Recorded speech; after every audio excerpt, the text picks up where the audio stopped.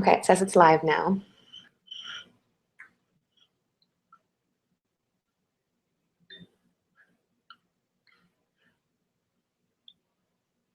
Nope.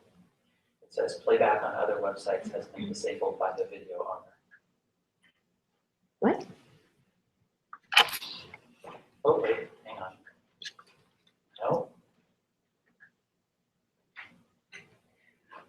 Wait, I wonder if there's some box I have to check for it to work on our website rather than just the YouTube link.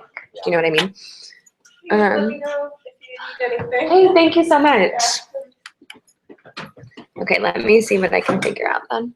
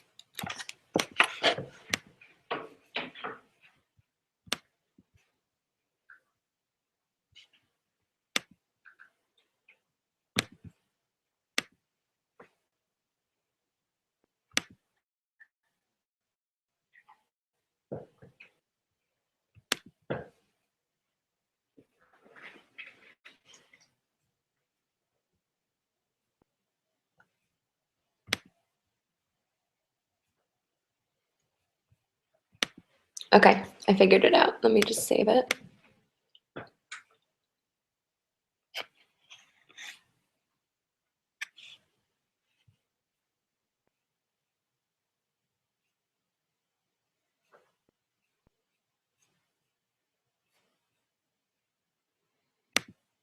Okay, try now, Noah.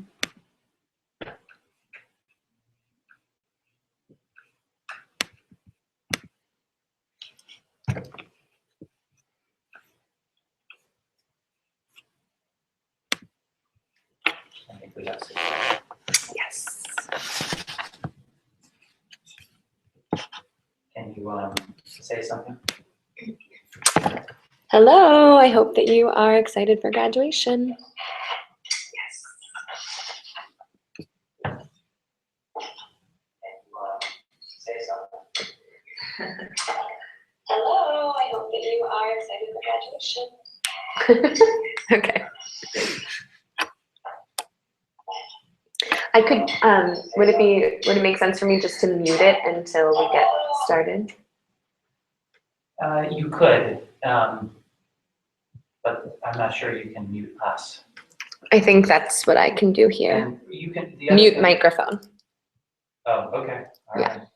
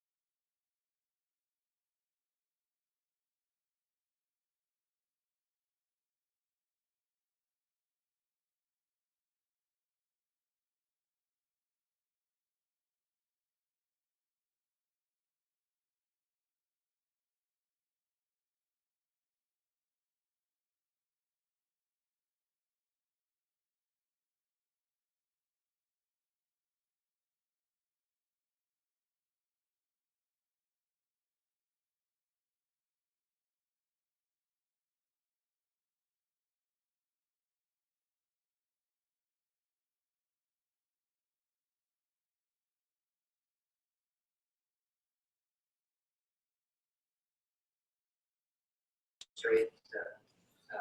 I have unmuted I was actually the married video stream.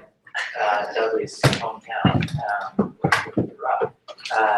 Is there a place that I should put my phone? Honestly, like the porch might be the best, or that little side room there. I'm gonna try to keep mine squeezed in here, but Juma, how you doing? I'm good. I'm excited to catch up. Yeah. Not that there was ever any worry. But, oh yeah. Anyway, so she is going to be here, yes, and later this evening we're actually having an anniversary. So that's actually. It is, yes. And I'd love to at some point. There you go, front row seats. Well, let's find a time that you will. Nice to see you. Welcome back. How are you? Good. Got it. There's one right in there, yeah.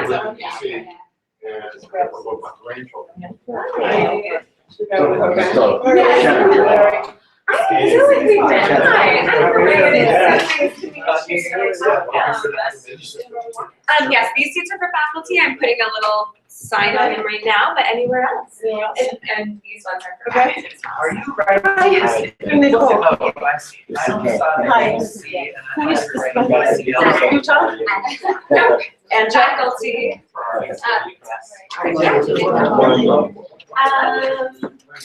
think so. Hi, oh my gosh, Maria, it's so nice to see you. It's like a year and a half. I know. Welcome. Thank you. Hi, I'm Maria. It's really nice to meet you. Really great to see you. And I can either. Anywhere except here or here. Yes. You get to be here early because it was about to be packed in here. So, mostly just the nice. Either or. Hey, how are you?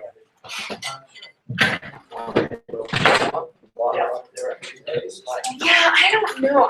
She said come over. She didn't bring like enough. But we can. You want it so people get it like when they walk in? Yeah, we'll move. Oh. You want it right when they walk in?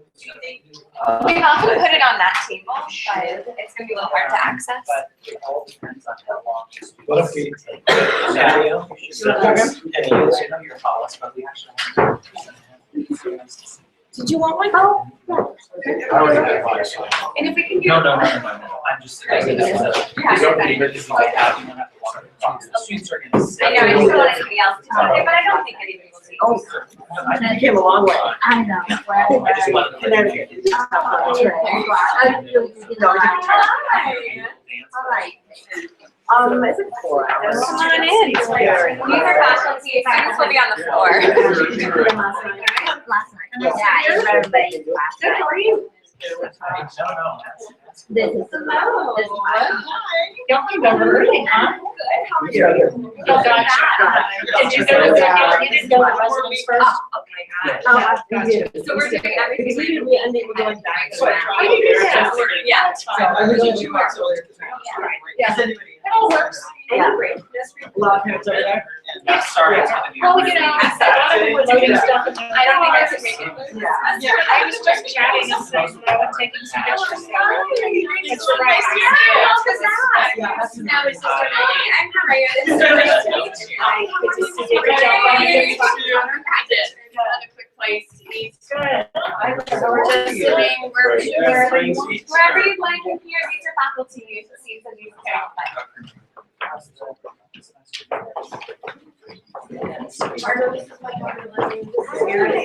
nice to meet you. Yeah, I just don't know how to get in that room. So Joanna did dinner last night? Went to bed early, I went to sleep. No, the kids did not. Right, that's right, I'm sure. I was like, 2 or 3, that's pretty early. But I was expecting you to say, so I'm sure they were up.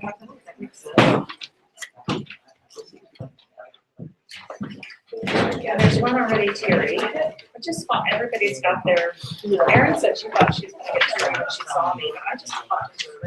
and say here or whatever, it's fine, so kind of. Oh, this is good.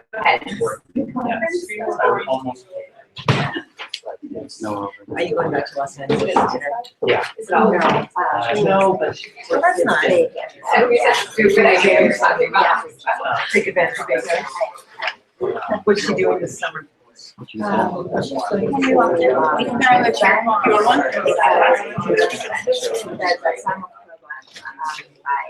I'm nothing. Oh, she's doing that program? Supposed to write at school. Yeah, I've heard wonderful things about that program. Submersion is the way to go. Sydney did it in Argentina, in the middle of when she lived there, went to school with other Argentinians. Came back. Yeah. This home belongs to one of It's the only way to go. So she can try it. Oh, She can try it. Yeah, she speaks, but she doesn't. Right, she's not little. But then when teaching English, what? Good, Sharon, how are you? It was wonderful. Gratitude. How are you doing? Is this why you called me?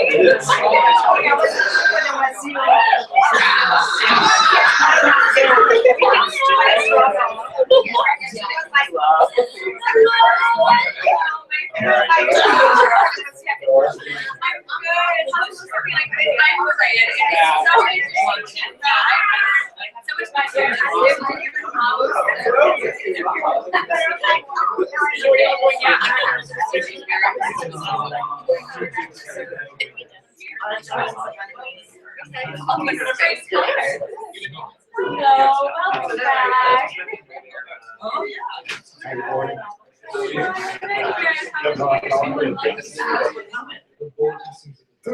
Is that right? What? Either side. Either side. What? Hi, Daniel. How are you? Welcome back. Yeah. So this is very hard.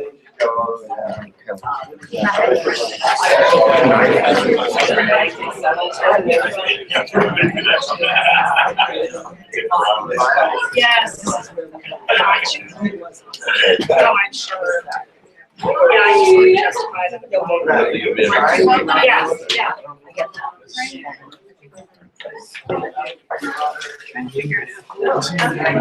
flowers down towards the other way. Then coming back, we have. That's okay, that's okay.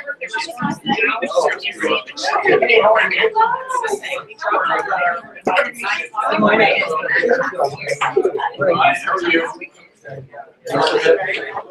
Better than it was yesterday?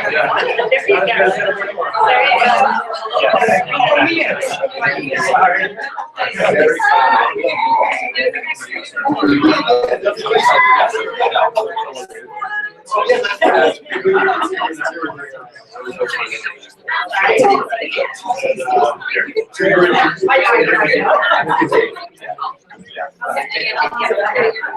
It's pretty tight quarters, it's the biggest town.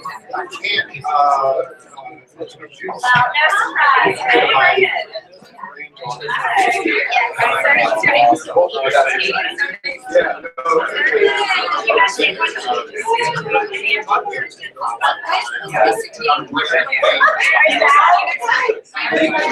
We're gonna get started in just a couple of minutes with our parent meeting, so come on in and have a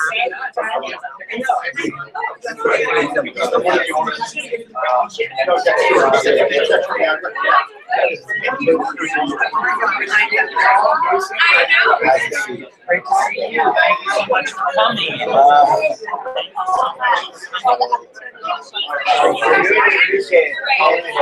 So glad. Good.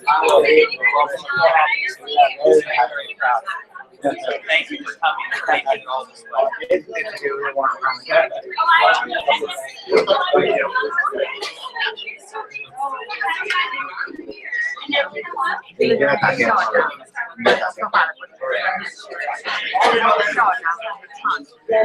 I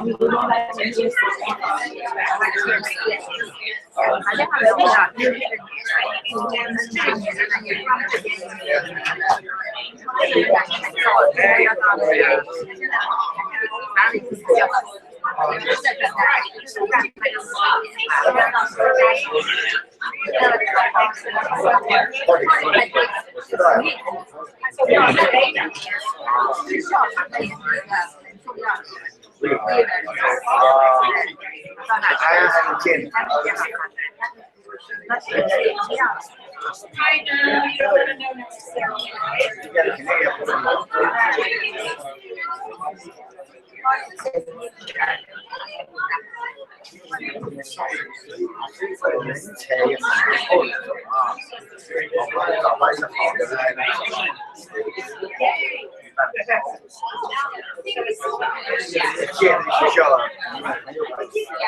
I will put it in my bag, thank you.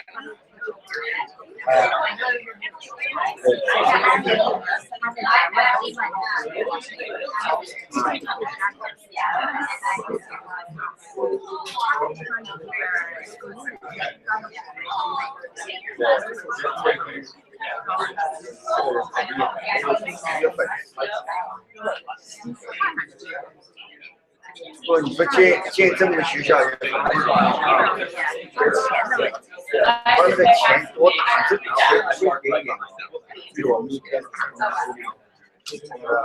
他妈本来就是不是比赛后的话，对呀。So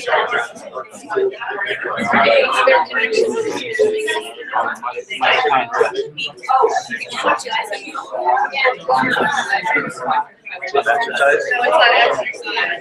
Wait, no, I'm just oh, that thing? Well, that's funny.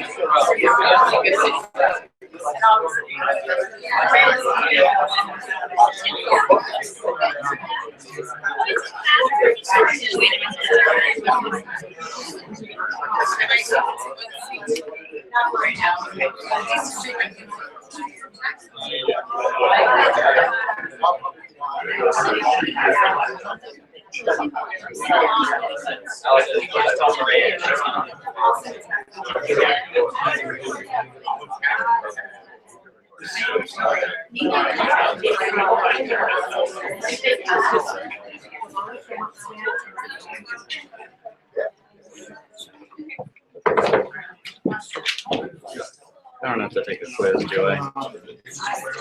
哎，还有你说他那个成绩啊，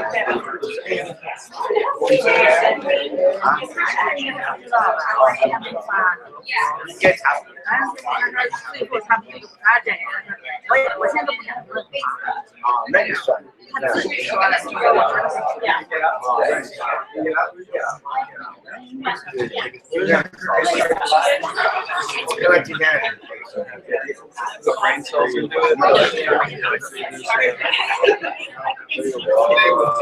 All right. Good morning. Welcome to the final day of the 2017 semester at SEGL.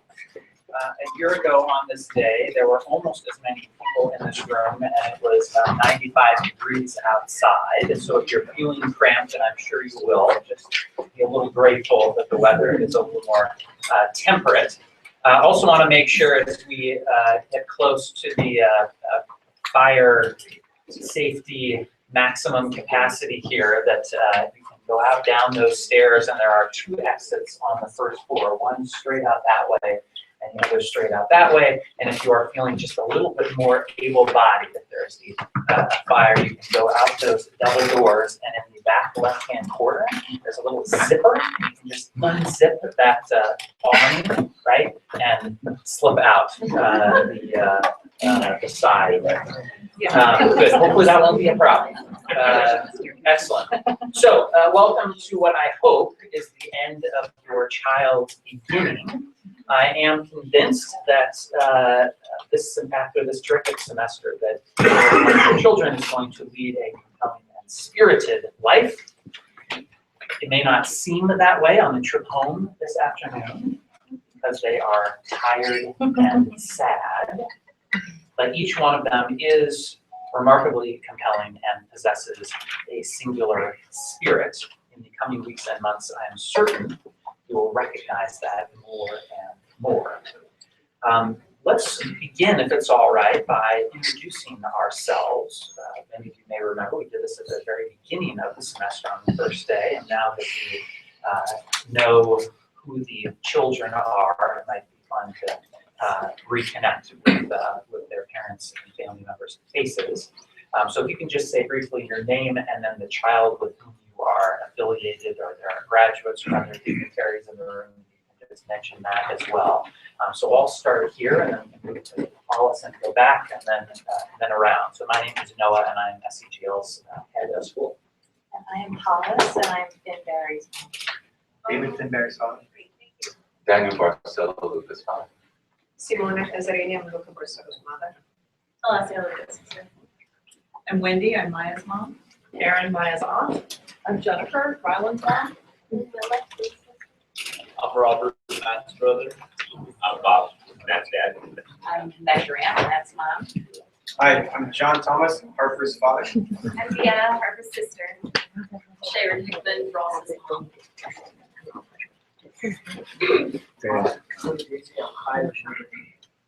I'm Tanya, I'm Kai Jason's mom. Brian, JC's father. Hi, Ellen, Allie's mom. Great, Allie's dad. Paul, I'm Laura's grandmother. I'm Emily, and I'm Laura's mom. Sophie, I'm Laura's sister. I'm David, I'm Joel's dad. I'm Joel's brother. And I'm Rhonda, Joel's mom. I'm Rossi, I'm here to support Theo. I'm writing here for Theo as well. I'm Leanne, I'm here for Theo. I'm Robert, I'm here for Theo's mom. I want to cat for something. Hi, I'm Paige Cottingham Streeter, a member of the board. JD Gladden, I'm an associate head of school for academic affairs. Hi, I'm Robbie Ross. I'm Director of Graduate Affairs. I'm Mariah O'Grady, Associate Head for External Affairs. I'm Duffy Lacey, Chair of the Board. Lucy Montgomery, graduate. I'm Jenny. I'm John's mom. And Daddy. We're Nicole and Larry Heath, Sydney's parents. Margo McGuire, Aaron's mom. Allie Duma, I'm a grad. Suzanne Thomas, Natalie Cloca's mom. I'm Lillian, I'm Natalie's sister.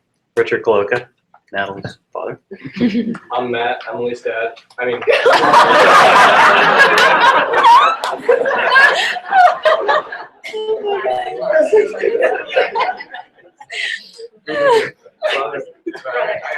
Alex. I'm Emily's brother and a grad. I'm Ellis Tucci. I'm a grad. Andy Lawson, father of Alex, who's a graduate, and apparently I'm Emily's grandfather.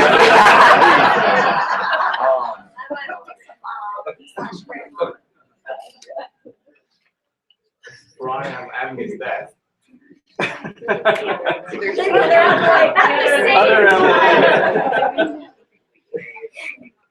Jennifer, Emily's mom. Magdalena Theo's friend. Alicia, Theo's friend. I'm Eve, I'm Greg's sister. I'm Jim Gilbert, Greg's father. I'm Heather Greg's. I'm John Greg's uncle. I'm Kathleen, Greg's mom. I'm Connor, Charlotte's cousin. I'm Grace, Joe's dad. All right, and then we've got a couple more that snuck in here. Can you introduce yourself briefly? Yeah, I'm Bronco. I'm a graduate from Fall 2015. And I'm Jennifer, I'm Marco's mom. Welcome. Welcome to all of you. So this is our agenda this morning, and if you happen to have one of these or can look on with someone, that may be helpful. If you don't, you can raise your hand and we'll try to make sure that you get one. Maybe Lucy can help. Oh, perfect. Wonderful. Want to talk a little bit about the academic transition. Want to talk about the social venture projects that you may have heard about. I want to say a few words about the college process, some opportunities to stay involved with the school, a few words about what the students might be needing right now, and then answer a few questions. And we will start as close to 10:30 as we can. So if you open this survival guide here, you'll see the first section is about academic re-entry. You may remember that before your child's semester began, we sent home questionnaires to language teachers, to science teachers, to math teachers, to ask where should your child be at the end of this semester. And I think we feel very confident that your child is where she or he needs to be.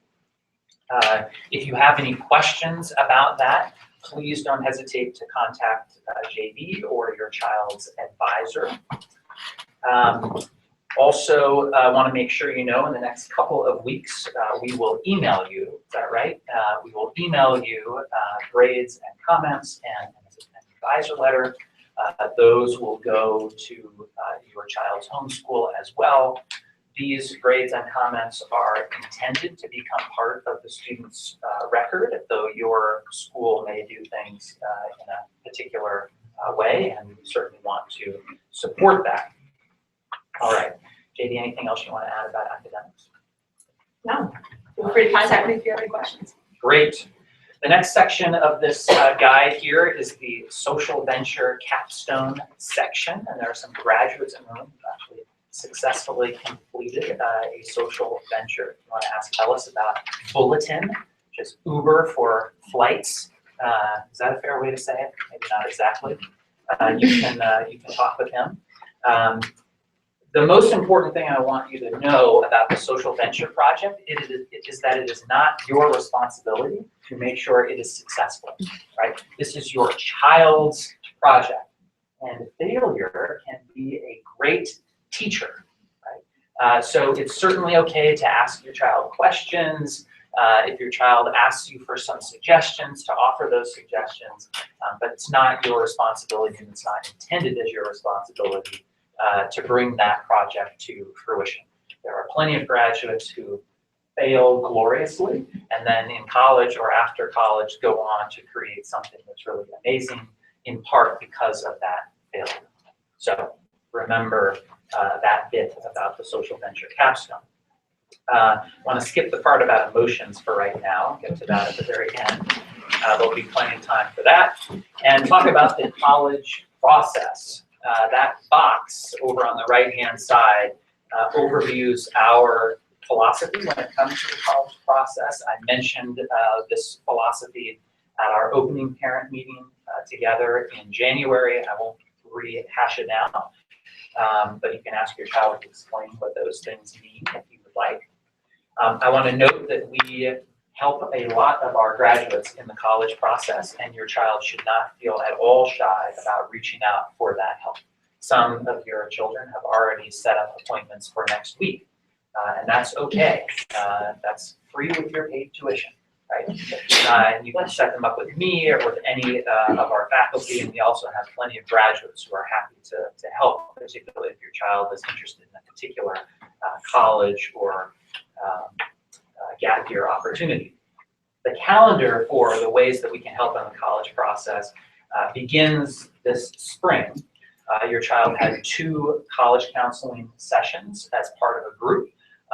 After filling out a survey, we gave a list of 10 schools, some of which are hard to get into and some of which are nearly impossible to get into, to your child.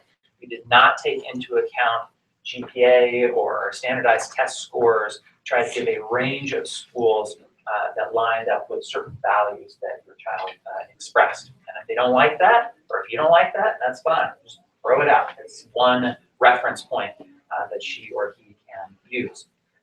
Many of your children also took far too many AP exams this spring, and I hope that they felt that they were prepared for that, as prepared as anyone can be for those 2 weeks of tribulation. Many of your children have already set up individual meetings, and I've had those individual meetings, and other faculty have had those meetings. And again, you're welcome to encourage your child to set those meetings up.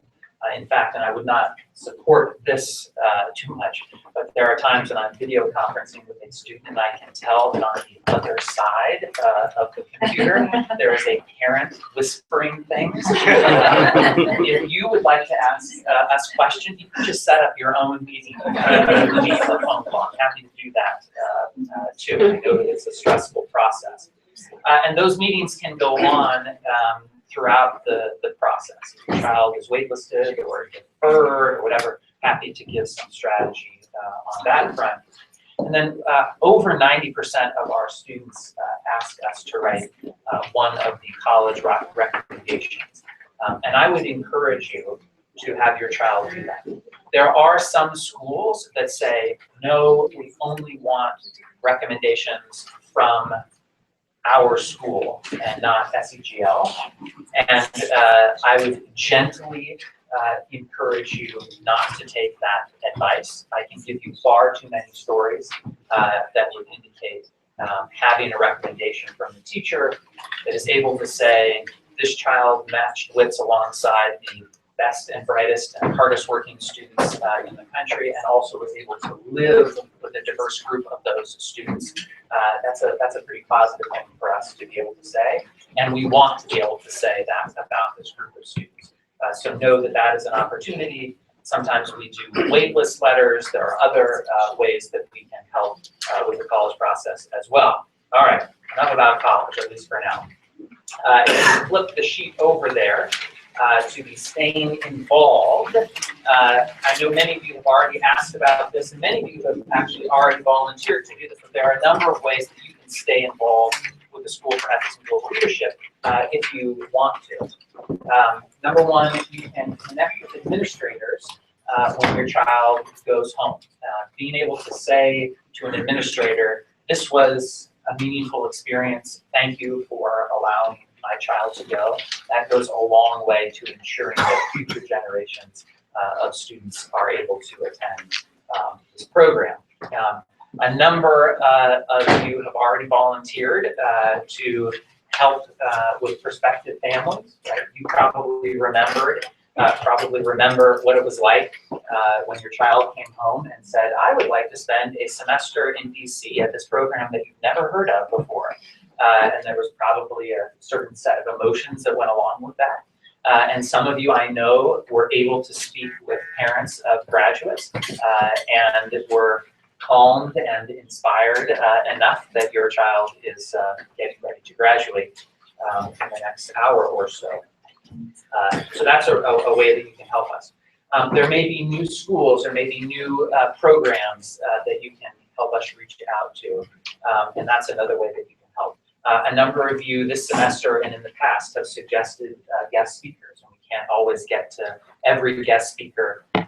Some of you have actually been guest speakers this semester, and we can't get to all of them in a given semester, but if you come across an opportunity, please let us know. That's one of the best ways that you can stay involved. Please give us some feedback. You can give us feedback right now, but it might also be better to wait a few months until your child has settled in and the tears have worn away and the sort of honeymoon phase that this was the greatest thing has worn off just a little bit. And you can sort of reflect on what was really strong about this experience and what would make it better. I've given you a few questions there in italics that you can respond to if you'd like. That's really helpful because we want this program to be better and better each semester. We also rely on your financial support, and this is the part where I mostly say thank you, because I know that a number of you have already expressed an interest in giving, and many of you have already given to our annual fund. As you know, just about half of our students receive significant financial aid every semester in order to attend, and I think if you asked your child would tell you that that is an enormously important part of this program. And we can't do that without ongoing parental support. We're also in an exciting phase of our capital campaign. As I mentioned early in the semester, we've met our goal, and we are still taking donations and giving to that capital campaign, which I've overviewed on the next page there, is like giving to an endowment because of the way that our mortgage will be structured. I can explain more about that to you if you'd like. So if you're interested in making a gift or hosting us for a visit about ways that you can support the school financially, please talk to me or talk to Maria. I'd be happy to set something up. All right, the last thing I want to talk about before I get to your questions is what the students are feeling right now. If you turn back to that little paragraph there on emotions, I want to make sure that you understand that just about everything is totally normal, right? They may be giddy and happy and wanting to talk, and they may be sad, morose, and edgy, right? It really depends, and understand that this is, that they're all experiencing a sense of loss, and that things are going to even out.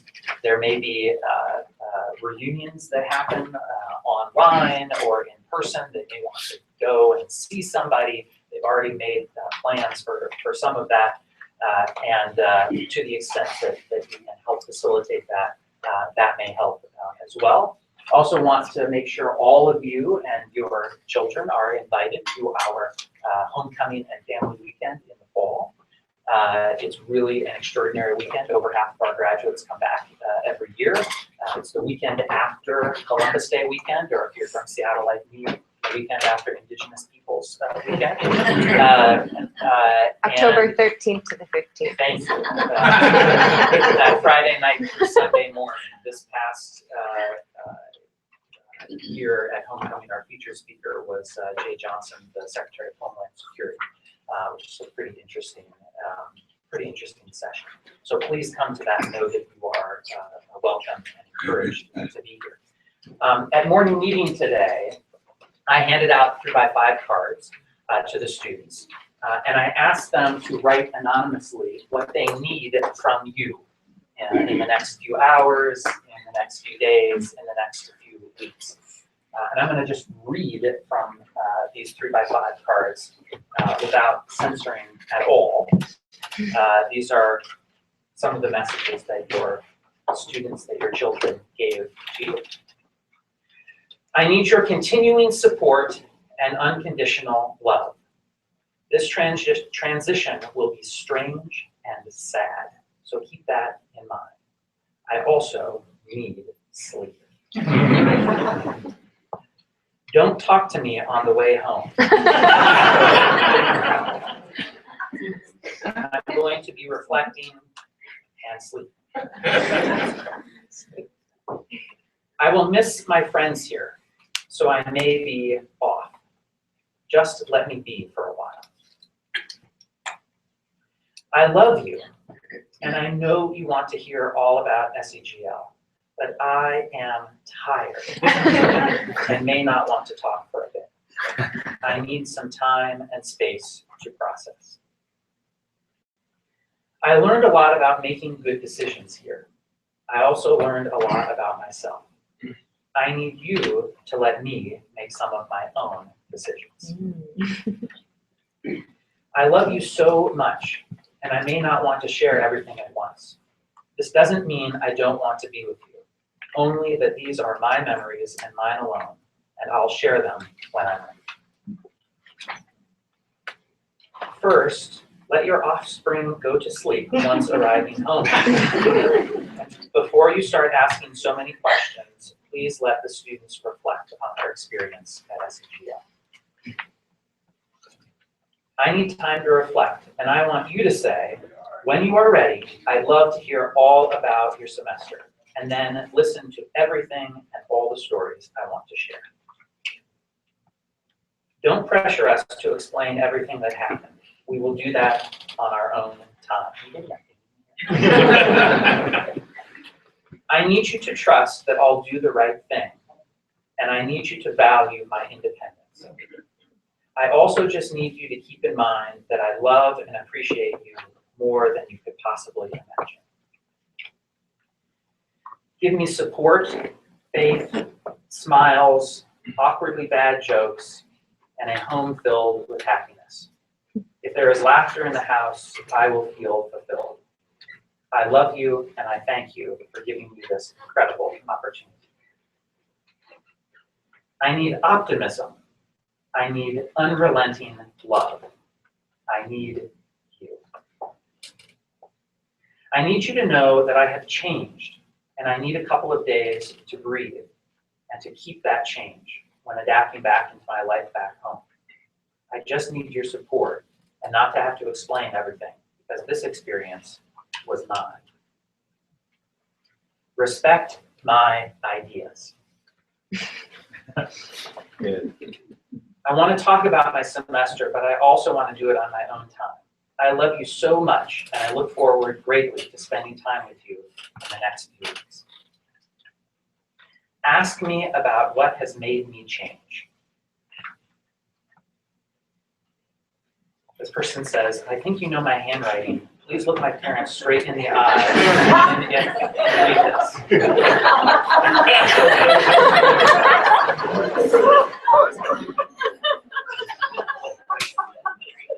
I just need you to understand that this experience has made me stronger, smarter, and a trillion times more independent than I was before.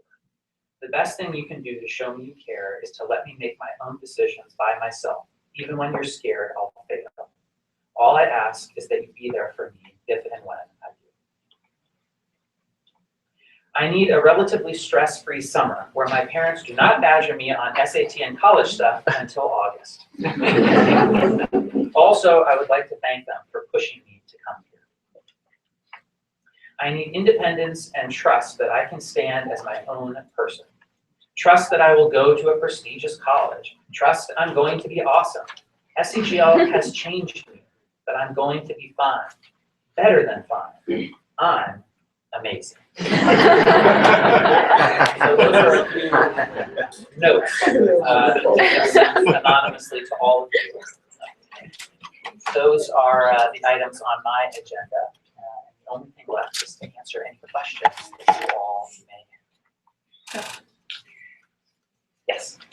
Hi, I'm Kathleen Bry's mom, and Noah, I just have to say thank you. I think when I was driving down here by myself yesterday, I was thinking about future stuff, and I thought about entrepreneurs, and I suddenly hit me, well, there are different kinds of entrepreneurs, and most of us think of entrepreneurs who are inventing something or doing something fabulous or something oftentimes financial.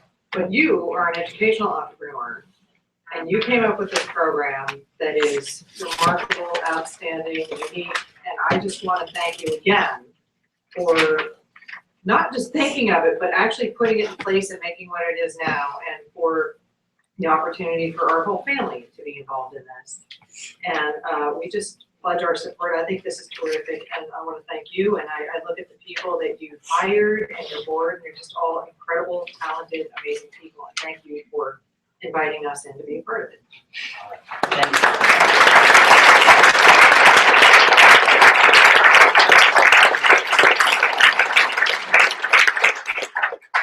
Thank you very much, and that's enough of that. I really appreciate that. Let me say something back to you. What's going to happen in a few minutes is the students are going to file in and sit on this carpet, and one by one they're going to get up and offer a final reflection on their semester. There'll also be faculty members who share as well. And I'm going to make a prediction, and the prediction is that most of them are not going to speak about their academic experience. Most of them are going to speak about their interpersonal experience and meeting these incredible children and being with them for the last 4 months. And that's not us, right? That's you. That's all of you. And so as you hear these students say how wonderful their classmates have been, I hope you remember that the reason that their classmates are so wonderful is the work that you've all done. So thank you, that guy. Other questions that you have?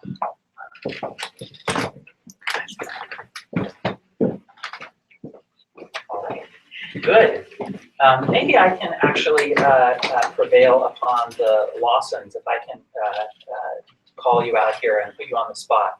You have had a child go through this experience, and you have been in the position that all of these parents and family members and friends are in. Do you have any particular advice, knowing that your child is sitting a few steps to the right on how to manage this process? I would say listen to that. Don't ask questions. Let them tell you. They hate to be asked about it. Just, yeah, wait, it'll happen. You'll hear it. It may take a while. Yeah, and I would say the exact same thing. I think the kids kind of nailed it. It was very good at what they said and what they expect at home. And even though you may not be hearing a lot about SEGL and their SEGL experience, there's a lot going on in the background and what the kids are doing amongst themselves and staying in touch. And as an example of that, you know, Alex is back, you know, now with Ellis, who was one of his SEGL, you know, classmates. So that connection continues. Excellent. All right. Wonderful. Thank you. Did you say anything about the bathroom door? That's a very important thing. So let me tell you, what's going to happen is we'll take just a couple of minutes here, as I think the students are ready to file in. Correct? Do I have that right? Students are ready. They should be just about here. Okay. And so they're going to sit on the carpet here. Apologies again. There are so many of you here, and that's so wonderful. And maybe another thing is if you look around your seat and if your bag or feet are covering up a vent that has air conditioning moving through it, that's the most air conditioning we can muster. So that's all we've got. Oh, yes, Chris. How did the Henry V speeches go? I think they went very well. We had an extraordinary guest speaker, who's a longtime Shakespearean actor, come in and inspire them a little bit. I'm talking about him. And I think that very much added to their inspiration, and they were very, very successful performances. And in fact, all the other graduates in the room have memorized that speech. And if you'd like, on your way out, you're welcome to quiz them and see how much they remember. So thank you for joining them. I can still, the hollow crown speech from Richard II is echoing in my brain as I give you this answer. They had a great time, Oh, yes. I'm looking on this on the school level. How what's it called? Can we take pictures? Yes, you're welcome to do that, yes. And in fact, there are a number of participants who are joining us online, and so I should say hello to them. 4 so far, maybe a few more later on. But yeah, you're welcome to do that. The students know that this is a public, outward-facing experience. Cite your sources if you're going to put it in good. So they will come in. You may, in these next couple of minutes, want to use the bathroom. And this is Maria's note.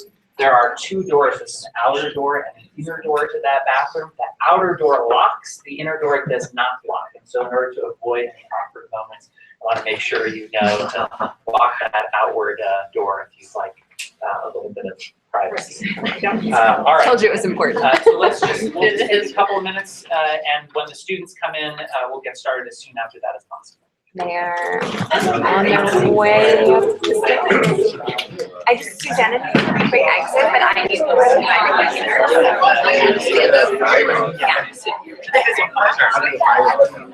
I think it's even possible for Susanna to have this seat. She can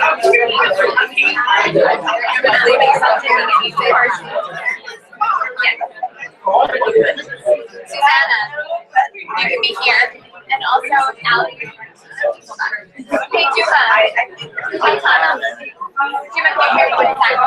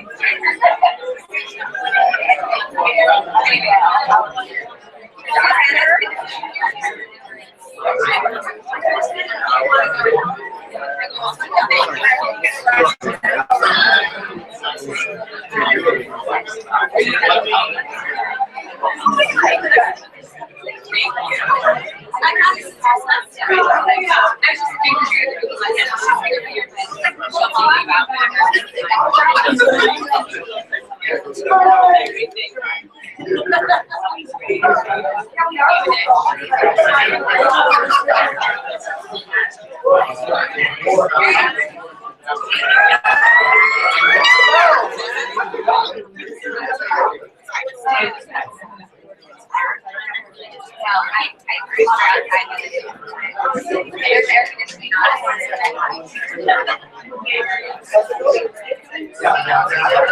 You get out. You should catch that.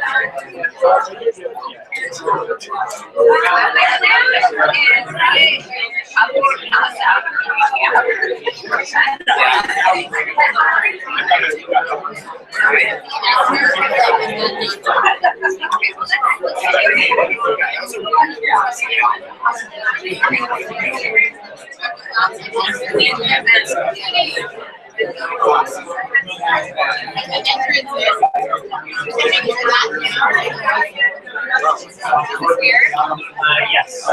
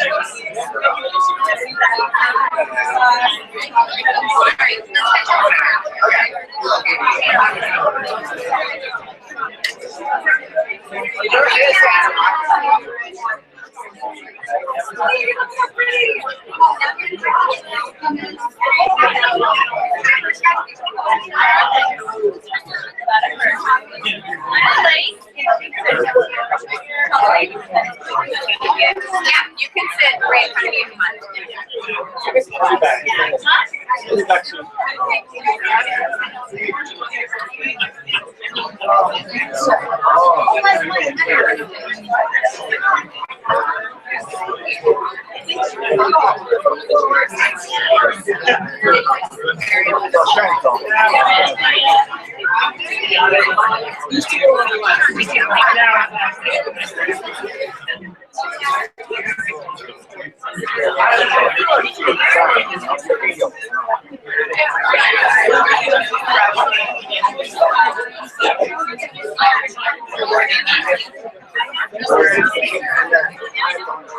Hi, Gregory.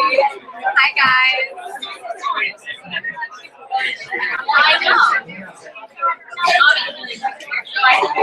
Hey, you guys. Thank you, Sydney.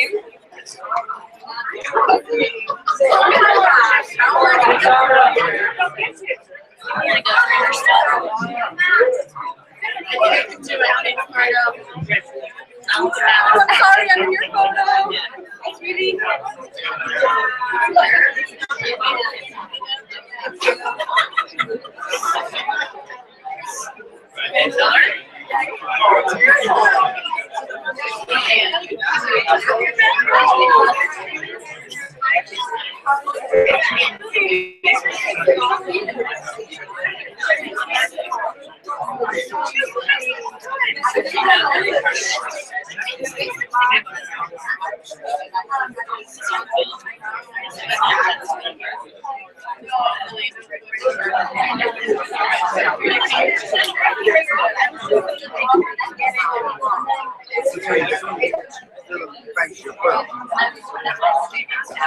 And then you can, you know, you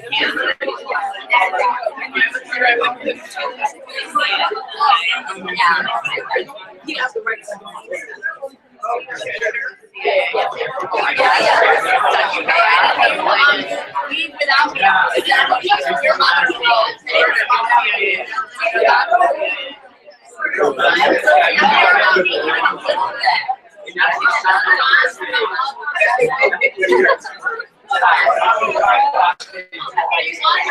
I'm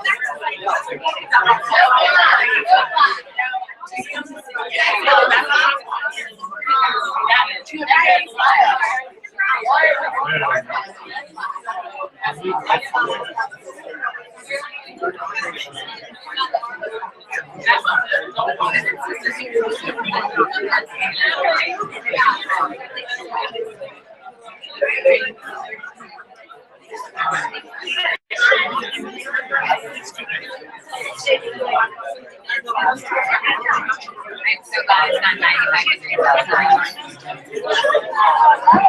Last year it was so hot. This is totally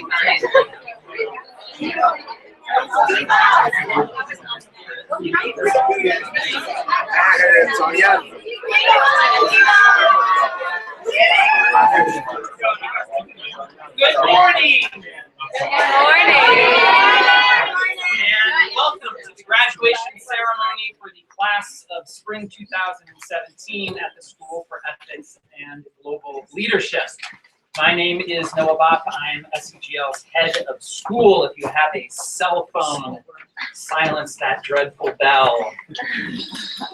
As we begin our ceremony, I want to welcome and acknowledge SEGL Board Chair Dudley Lacey and Board Vice Chair Paige Cottingham Streeter and the other.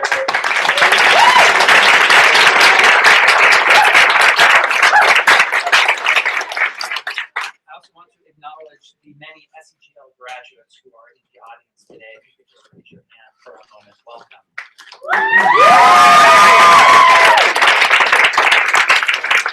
Oh, for a muse of fire! It would ascend the brightest heaven of invention. A kingdom for a stage, princes to act, and monarchs to behold the swelling scene.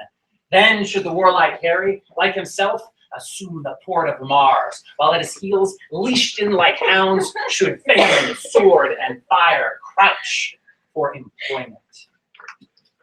But pardon gentles all, flat, unraised spirits that have dared upon this unworthy scaffold to bring forth so great an object. Can this cockpit hold the vasty fields of France? Or may we cram within this wooden O the very casks that did affright the air at Agincourt? Oh, pardon, and let us on your imaginary forces work. Think when we talk of horses that you do see them printing their proud hooves in the receiving earth. 'Tis your thoughts that must now deck our kings, turning the accomplishment of many years into an hourglass. For the which supply admit me, chorus, to this history, who, prologue like, your humble patience pray, gently to hear, kindly to judge our play. Shakespeare gave those words to his chorus at the beginning of Henry V. Oh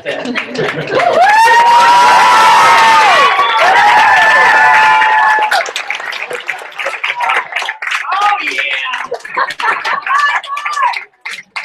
And I gave those words to you at the close of our first morning meeting together on January 30th. In that speech, Shakespeare tells his audience, this is just a stage, and this is just a set. These are just actors, and these are just costumes. If you want this performance to be any good, you must use your imagination. You must use your heart. You must use your mind. You must believe in our shared endeavor. The same, of course, is true of SEGL. If you want your semester in DC to be successful, you must use your imagination, your heart, and your mind. You must believe in our shared endeavor. We, your teachers, are honored that in the past 4 months, each one of you has used your imagination, your heart, and your mind to its fullest extent. Each one of you has believed in our shared endeavor. And I have no doubt that each of you is ready to change the world. Our ceremony today is simple. Each member of our student body and faculty will be given the opportunity to share a few words. Along the way, we will pause and briefly recognize the 2 faculty members who are moving on from SEGL after this school year. And then we will eat lunch, say farewell. Each student will receive a graduation certificate as well as a memento from our graduates, welcoming them to the graduate community. This is a tradition started by our first class in 2009 and continued with appreciation by fall 2009 parent and current board member Allison Cowan. Lucy Montgomery from summer 2015 will carry this tradition forward. The gift is an SEGL backpack. We have one, hold up, yes. And in the interest of time,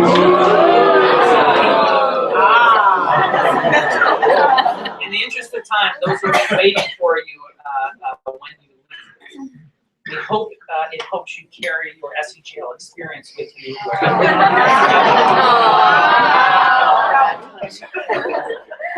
They will also receive their spring 2017 SEGL quarter zip sweatshirt. Juliet Roberts will distribute. May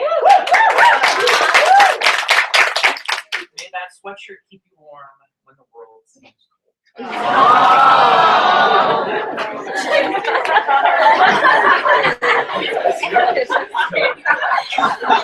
And now, on to our ceremony. Our first student to speak is Naomi Amusi.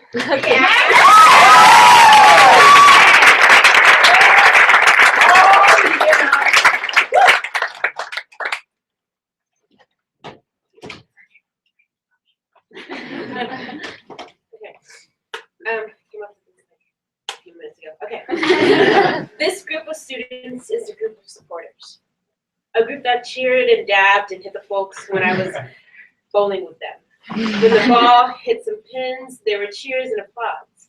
When the ball changed its course and dodged the pins, I still heard a supportive crowd and still received high fives. See, this right here is a group of people that are, when homework is difficult on the second floor landing at 12 a.m., that are there when you're afraid to take risks, like singing Don't Stop Believing off key at karaoke, and even are there clapping and supporting behind the scenes when each one of us does our part in changing.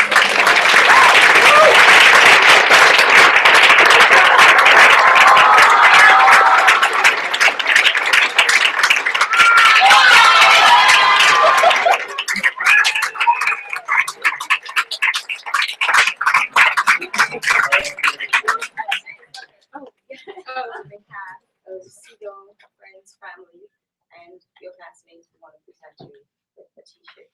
Naomi.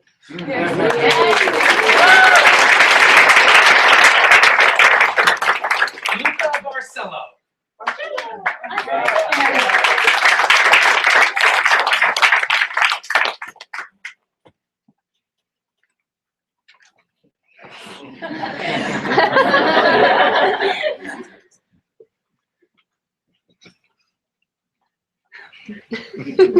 Where of what's past is prologue, what to come in yours, and my discharge. The past serves to define and shape. We are all malleable objects, being hammered away by the words of Carl Wilkins, quote, "We are not defined by who or what we lost, but by who or what remains." Or by Marcelo Manu, quote, "Hay algunas ideas que pueden ser verdaderas, pero necesitamos oírlos." Or by Gaith Elamari, quote, "When you negotiate, you must give enough to the other side for them to be able to write their own victory speech." SEGL has changed me in more than one way. I'd like to express my deepest gratitude to everyone who sits in this room today, for you all were involved in the development of this semester in one way or another. What's past is prologue, and what is in the future is our dreams. We must be able to apply the wisdom we learned today and we learned this semester to the world as we head through the breach and into that world. And with that, I conclude with one other pearl of wisdom. Man's feelings are always purest and glowing in the hour of meeting and in the hour of farewell.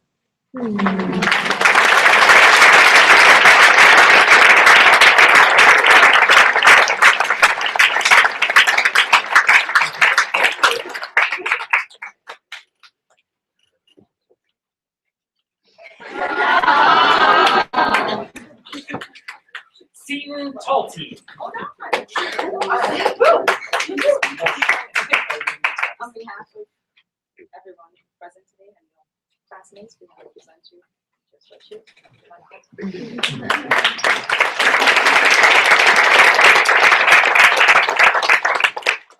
As many of my colleagues will likely reiterate, thank you families and loved ones of Spring 2017 for trusting SEGL and your children enough to send them to live and study in Washington, D.C. for 4 months. Even those of you accustomed to saying goodbye to your kids for boarding school or camp, we at SEGL do not take for granted the trust you extended by putting up your kids in our care, as you probably know from the many permissions that we asked for. As parents, families, and friends of these 24 students, you already know how wonderful they are. We have a saying at SEGL. We ask every student to narrow their gap.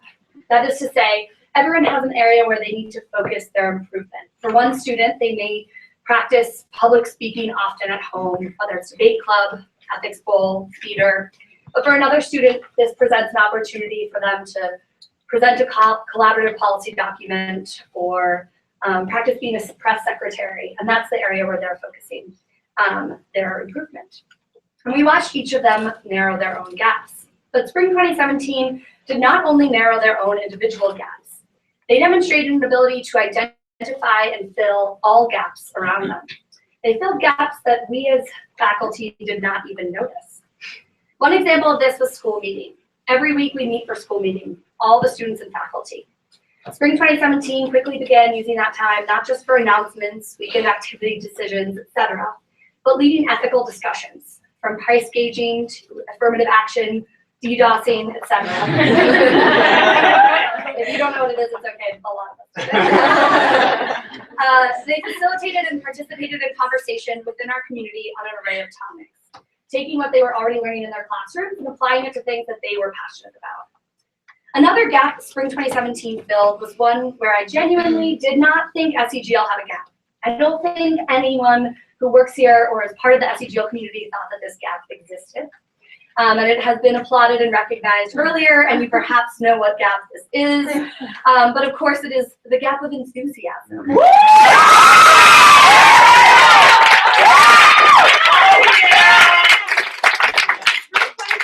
Maximized every possible opportunity to acknowledge and cheer on one another's accomplishments. Never in a 4-month span have so many most valuable player awards been handed out. And certainly never at such a high decibel level that the recipient feels special and appreciated, despite it being the 3rd MVP award of the day, or perhaps 10th of the week. From teacher appreciation secret committees, celebrating one another's birthdays, announcing the science fair prize, applauding one another's St. Crispin's Day speech, Spring 2017 filled any and all gaps with their enthusiasm and support of one another. Speaking with all of you, I know that you've already identified and have plans to fill the gaps around you when you go home. The world already is and will continue to be a better place with all of you noting and filling those gaps around you. Congratulations on your semester's accomplishments, and I cannot wait to see what more you have to give the world.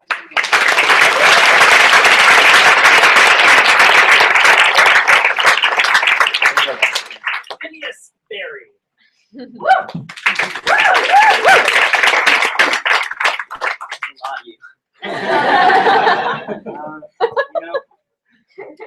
SEGL is not a boring place. We might be bored listening to a guest speaker, probably because we're running on 2 hours of sleep and limited coffee. It's not a boring place. I think Noah was kind of hitting on this earlier, but it's not the teachers, that make this an interesting place, but it's really is the students and what we make of it and what we have done for each other and all of the opportunities we've created for ourselves that no one had ever even thought of. We had a prom. I don't have prom at my school. We had prom. We had Olympics where half of the population of SEGL got hurt for something. And I really can't thank you guys enough for everything you've done for me and for each other. Thank you.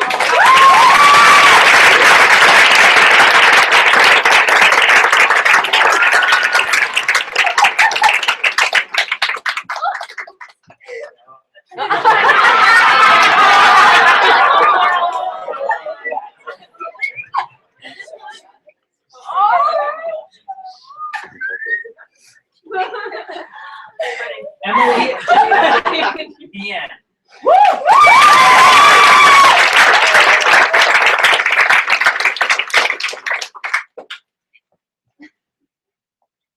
Sorry, I had to pull up my impromptu remarks. I like to briefly thank my parents, first of all, for allowing me to come, for trusting in me, and for trusting me. Oh no, waterworks. As I mentioned last night at our internal closing ceremony, much of my admittedly short life has been spent chasing the ever-elusive magic of movement day, and that breathless feeling of unbridled hope, excitement, boundless potential. Like a bright cluster of candles drawing us like wild things to the light. But I've always held myself back a little in that journey, because once you catch that feeling, once you grasp it, it fades, like the impression of candlelight when you look away. SEGL has provided that magic candlelight. But unfortunately, we happy few, can't sit around forever staring at those flickering candles. It's time for me and my fellow SEGLists to spread our wings and fly back home.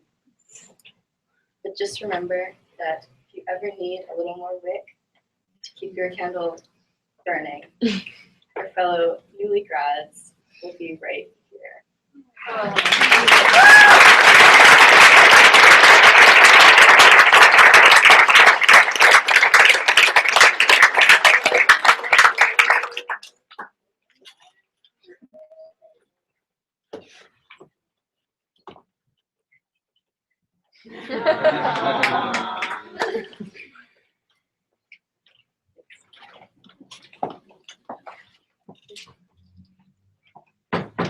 And now the first of two staff members who will be moving on to new endeavors after this semester.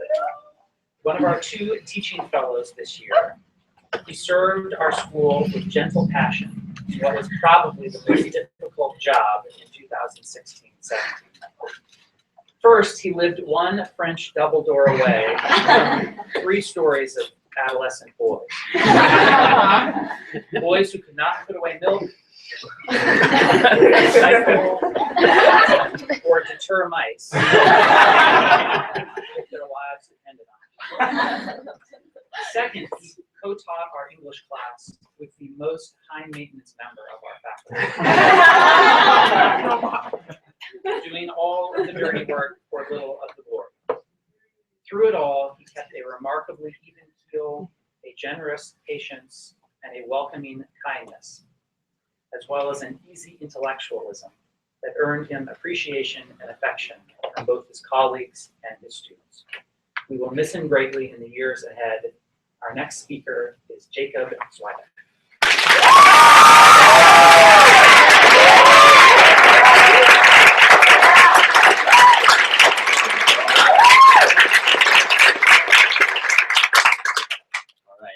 First of all, thank you to all of the faculty here at SEGL. It's been an incredible year with you guys. And one of the great things about teaching here is with the students, getting to see them make connections, whether it's about what seem like trivial things, their love of musical theater and Hamilton, or that they listen to the same rappers, or that they like the same sports teams, or whatever it is. There's all these connections, some of them right off the bat. Some of them, they might come in the last couple of weeks and they really surprise you. The things the students learn about each other and the ways that they find this common bond. And I think one of the really special things about it is that it's not just the students who come in having already shared an interest. It's not just, one student already loved basketball and another student did, and they bond over that. There's students who had totally different interests coming in and really get on board with what makes their friend tick and what their friends love. So, Finn had just mentioned the Olympics. Everybody, whether it was the sportiest kids or the kids who didn't think they would have fun with it, loved it and had a great time. Kids with the musical theater kids made some of the other kids roll their eyes at times when they would spend 20 minutes of a lunch or dinner just singing, show tunes. But I think by the end, even the less musical theater people really came to love those sessions. They might not have shown it, but I think deep down they did. So I think all of us can agree with me that it is just really heartwarming to see that, and I think we're all really excited to see how our 24 students here move forward, both cultivating their own interests, but also getting to learn from each other and the people they will meet, and really feel that passion for life. So thank you very much.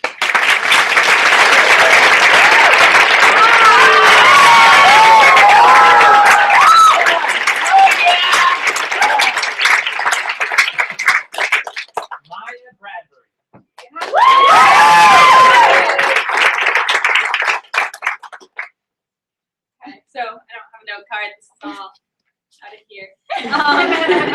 So I don't know how many of you guys have like sat around a campfire and like felt that, like the warmth from that, the musicalness when like singing campfire songs and stuff. Like it's just kind of a fun, awesome moment that like I'd only ever experienced at like summer camp. And then I came here and we had the talent show, and everyone shared their there was so much shared vulnerability in the room of people singing who don't normally sing in front of us, of people just putting themselves out there and performing in front of the whole group. And it was this magical moment. And in the end, we all got together and we just like went in a big like hug and just were singing songs. And it was just, there wasn't even a campfire there, but it was just this amazing light and like happiness of everyone, and knowing that everyone in the room just cared so much for each other. And that just was like kind of this whole experience here where just we all were different, but we all put in everything that we had, and it got this amazing experience for all of us. So thank you guys for making this possible. And thank you to everyone here for either teaching us and sending us here, to the parents. Thank you so much for all of that, to all of you.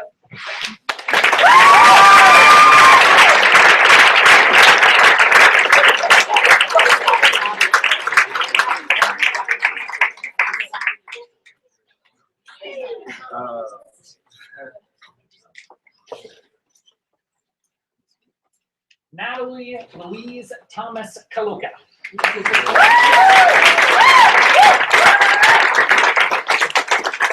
Hi. So last night I was really nervous about doing this speech because, not because I'm not used to talking, because I'm always talking and I kind of never shut up, and I'm sorry. But I was nervous because I felt like when I was done talking, it was over. Oh, goodness.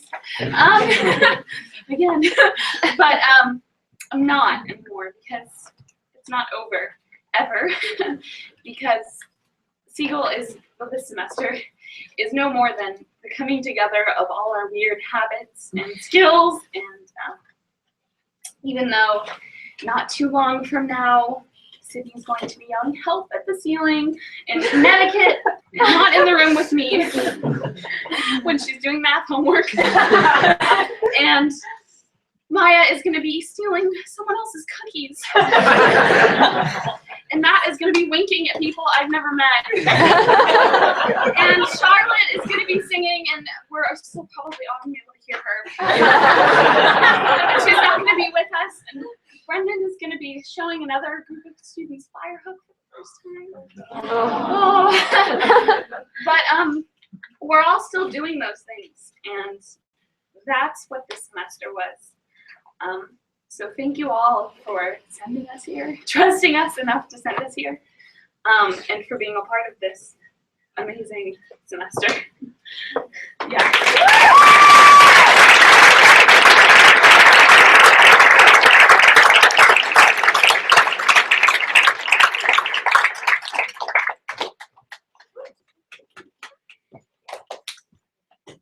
Thank you. Susanna Hero.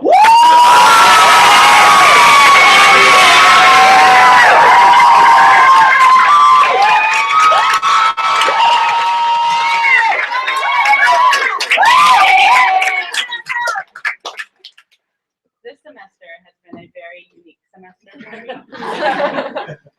At the beginning of the semester, I vowed to get to know as many of you as I could.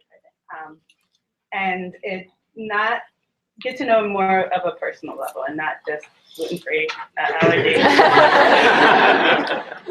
Or only eat neutral color food. But I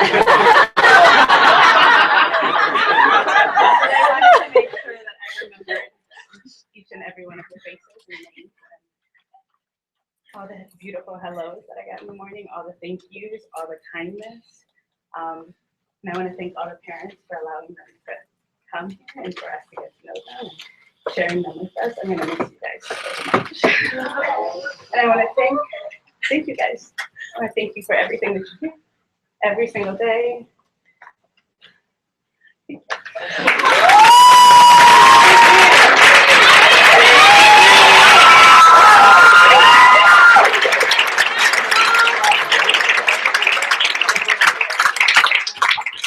Joelle Critchlow.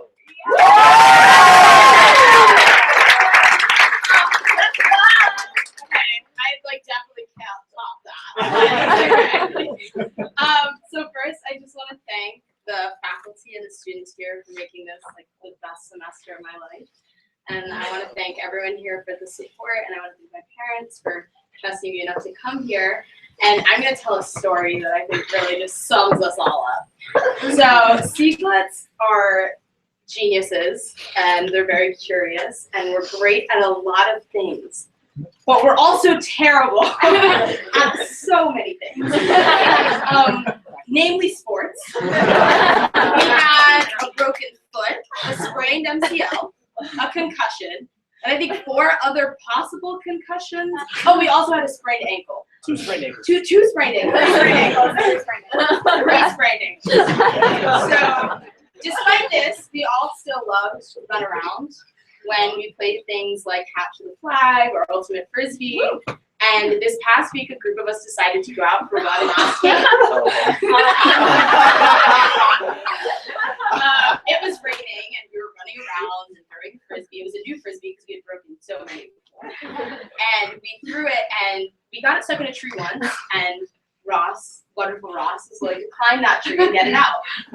We then got it stuck in a new tree that was too high. So we threw shoes at it. We got the shoes stuck. So we decided to start throwing sticks at it. A really, really big stick, maybe this big. We got the sticks stuck in the tree. And we wouldn't stop trying to get all of these things out until we were told that by police officers that it would count as destruction of government property because it was on the lawn of the library.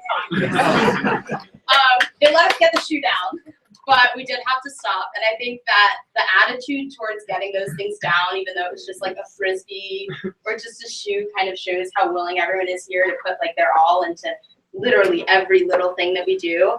And I think that that's ultimately what made this so successful for us all. And I'm going to miss you all so much. And I love you.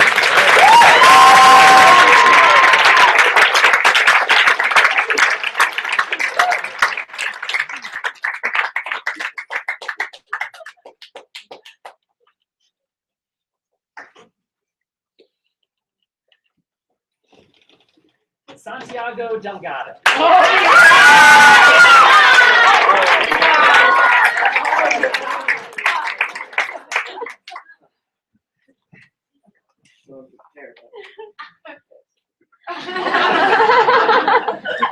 Many of you guys know it.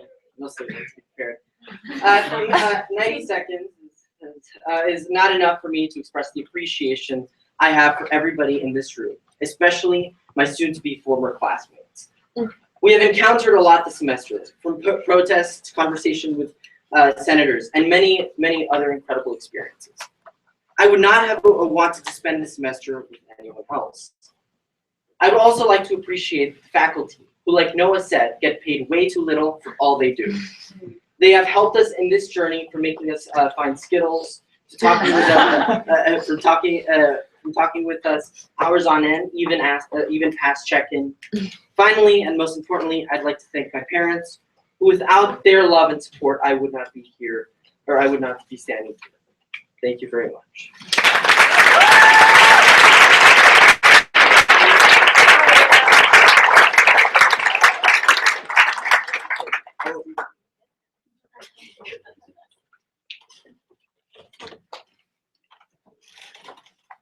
Ariel Galston. I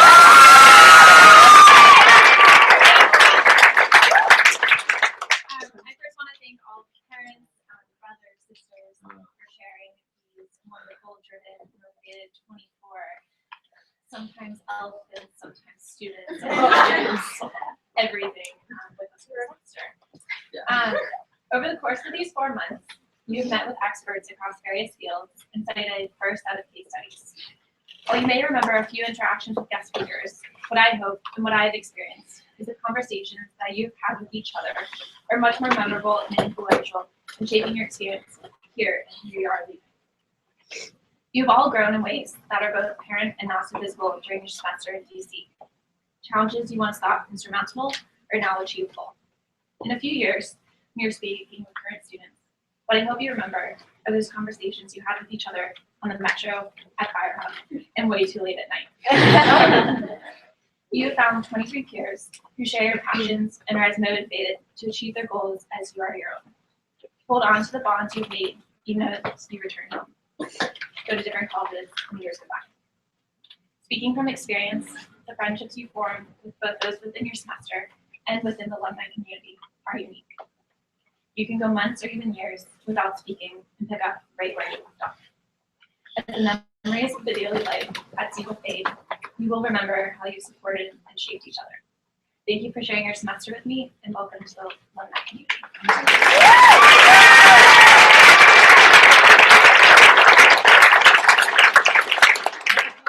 Durant.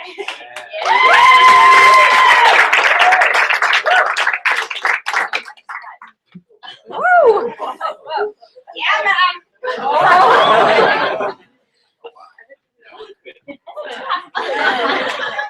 Yeah. So whether it was from the late nights sleepovers on the 3rd floor to what happened last night, don't know how to describe that little circle thing. It was not the internal closing ceremony, the thing that happened after we all got back and all talking. Or whether it was from our morning meetings.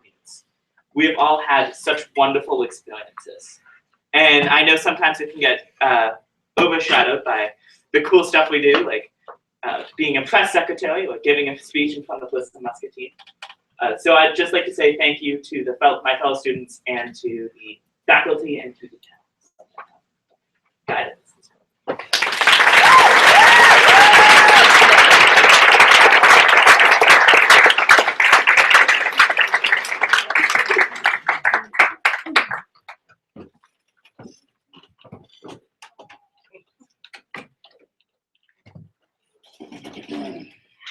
Gregory J. Gilbert. So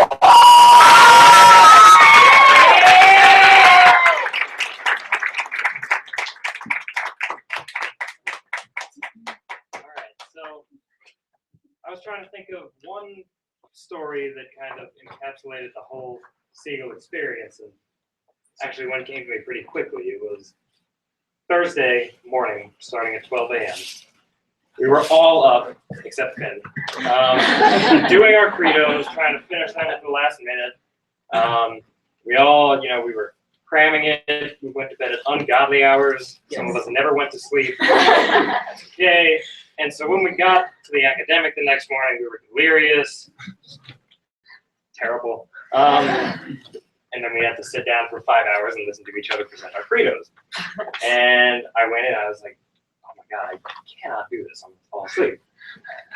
And what ended up happening is every single one of them was brilliant, insightful, and made me think. And the reason I think this is such a great story is because that's every single day at this place. All the students, all the faculty, they're always making me think about everything that I do, and I just want to thank you all for making this so special.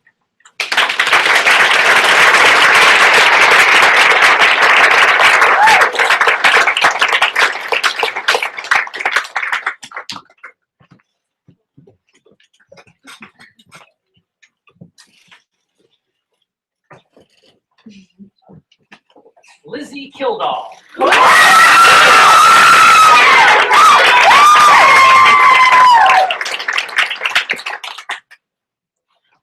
I begin to think about teaching American history next year at SEGL, I thought I'd take this opportunity to review a little history of the past few months in DC. On January 20th, President Trump is inaugurated. On January 21st, 500,000 people march from the Capitol building to the White House in support of women's rights. On January 28th, a group of 24 exceptional young people move into 2 row houses on the Hill. On February 1st, those exceptional young people, that's meet with a constitutional lawyer, see a play about Roe versus Wade, and start discussions about where you stand on the issue of abortion. The day before, January 31st, Neil Gorsuch gets nominated to the Supreme Court of the United States. On February 17th, you all present your first deliverable in ethics and leadership that essentially asks you to assess the best way to combat climate change. That same day, the Senate confirms Scott Pruitt to head the EPA. On February 22nd to 24th, conservative leaders flock to DC for the CPAC conference. Some of SEGL's conservative leaders are in attendance. Some not so conservative leaders go along too. The same Friday, you all present presidential inauguration speeches to Hillary Clinton's former speechwriter. At the end of March, you all leave DC for 2 weeks, and of course, nothing of note happens while you're away. Just kidding. On April 6th, the United States launches airstrikes against the Assad regime in Syria. 3 days earlier, you decide to write your policy document about airstrikes against ISIS in Syria. Congressman Hines of Connecticut Intel Committee meets with 24 exceptional young people who have been studying in DC for 4 months. While meeting with them, news breaks that Michael Flynn is pleading fifth and refusing to turn over subpoenaed documents to Congress that may shed light on Russian interference in the 2016 election. So what's my point here?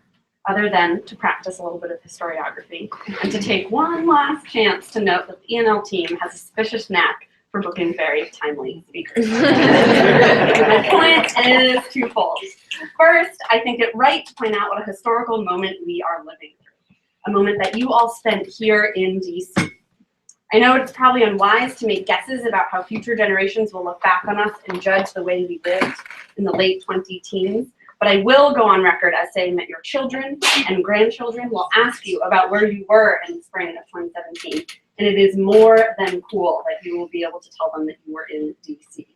It is important and meaningful and unique that you were here, forming your political beliefs and ethical frameworks during these 4 months. And I hope you take some time to reflect on and record that. Maybe some slightly wacky and incredibly talented history teacher will even have your grandkids interview you one day for a final class project. Second, a little bit of background sets me up to make an important comparison. The climate of your SEGL semester, in many ways, was like the current political climate. Some of you wear Trump Pence t-shirts, and others carry Hillary tote bags. I'm pretty sure a few of you have Bernie Sanders as your phone background photo, and Betsy DeVos is idolized by at least one SEGL. Some of you read the Huffington Post, and some of you watch Fox News. So hopefully now you all do both. The atmosphere of your semester was different in at least one important way, though. So many of the best things you did this semester, promposals, morning inspirations, birthday celebrations, were possible because you didn't spend your time doing what so many Americans of all creeds and persuasions and backgrounds, by the way, seem to be doing right now. Assuming the worst of people with different politics, believing that established systems are out to get them, and losing faith in the idea that difference and unity can coexist successfully. On March 17th, many of us were gathered in this same room to listen to columnist Mark Shields, who talked about this idea that Americans have lost faith in institutions in a way he has never seen before. We've lost faith in government, in news media, maybe even in the idea of a United States. I don't want to send the message that always trusting the system or adhering to the ideas of people in power is the right thing. There are certainly times when skepticism and questioning are necessary, and I hope one thing you've learned this semester is when and how to stand up to unjust and unethical systems. As you leave SEGL, I hope you continue to take a stand against the things you believe are wrong, and more importantly, to stand up for the things you believe are right. I also hope you continue to be able to recognize when skepticism and suspicion are helpful and when they are harmful, when they push society forward and when they hold us back from seeing our common humanity. I think it was your ability to do this semester to recognize that difference has made the past 4 months truly remarkable. We need more leaders like you in DC and in our world. I wish you so much more than luck. Congratulations.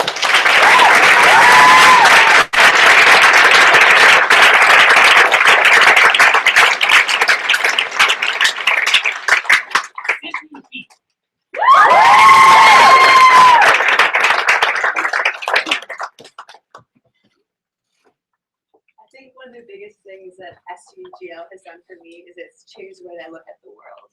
And I was reminded that every single school meeting where we talked about Black Lives Matter and debated Black Lives Matter and or whether or not to fire Bill O'Reilly.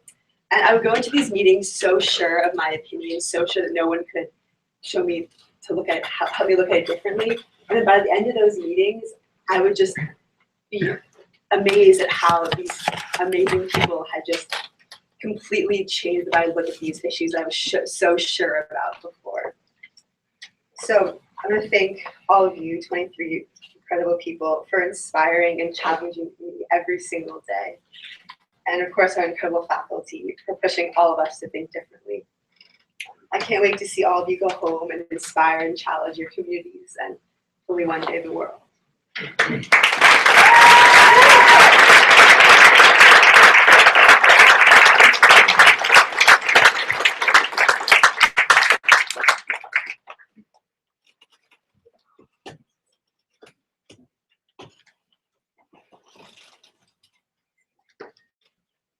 Thomas Ross Hickman.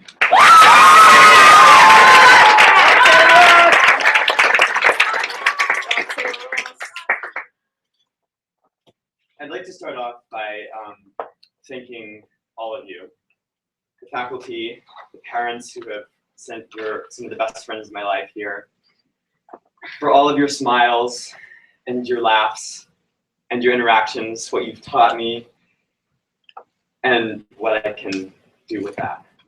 You know, when I was thinking about our semester, I was thinking, we started out as a group of 24 people who didn't know each other, who didn't know anything about our backgrounds.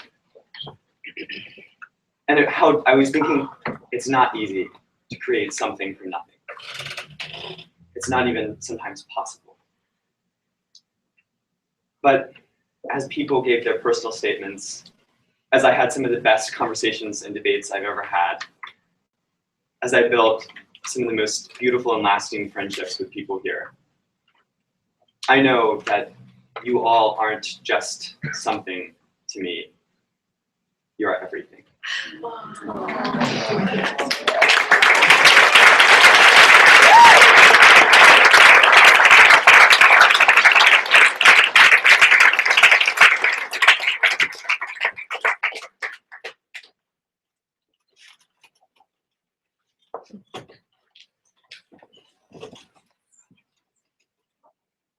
Brendan Buckland.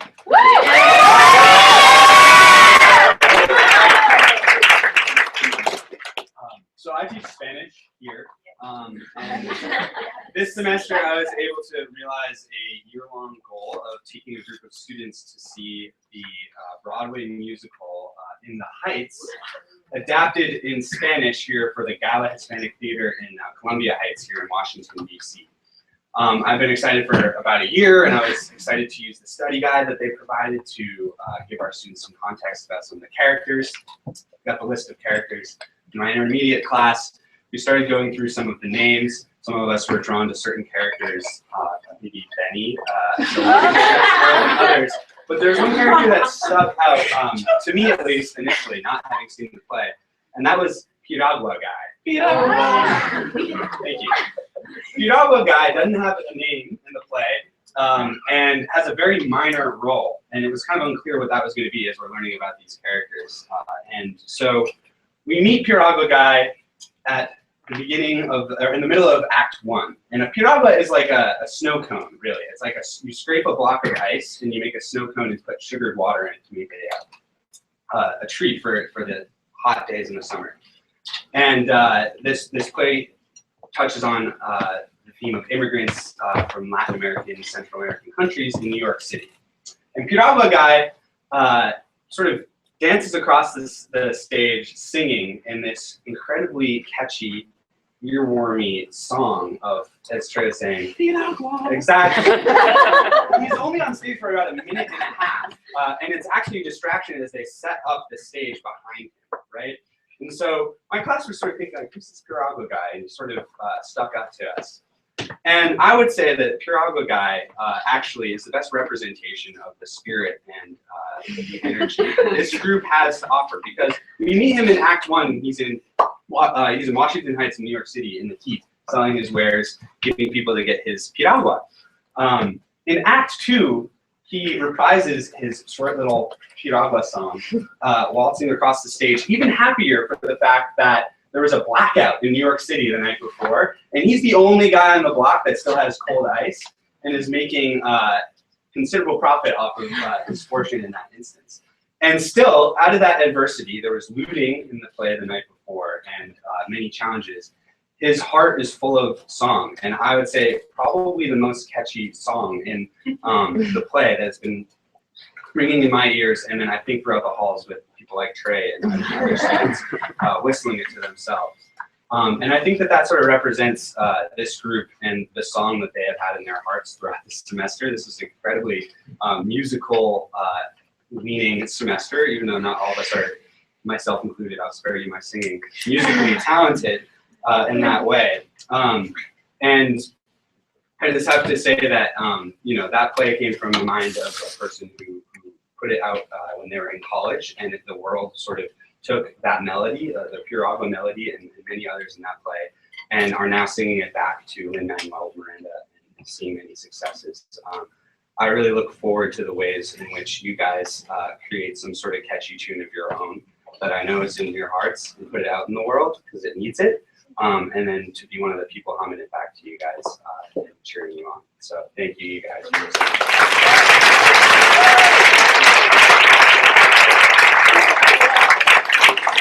Hi, JC.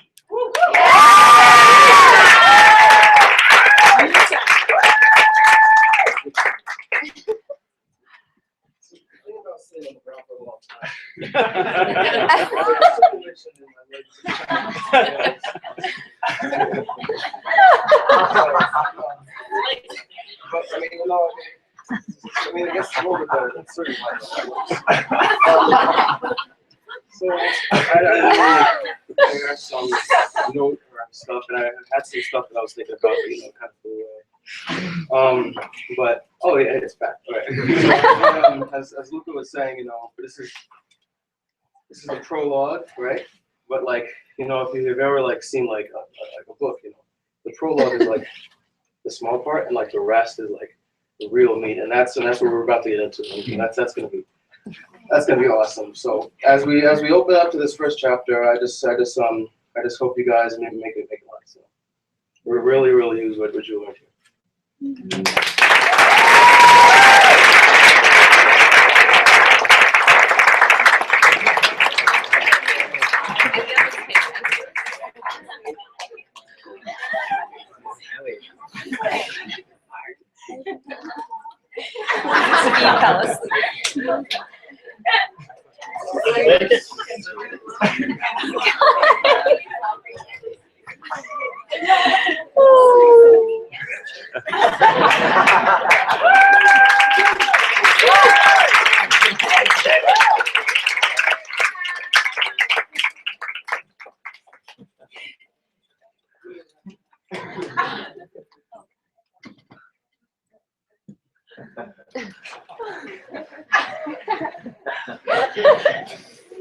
And Chiang.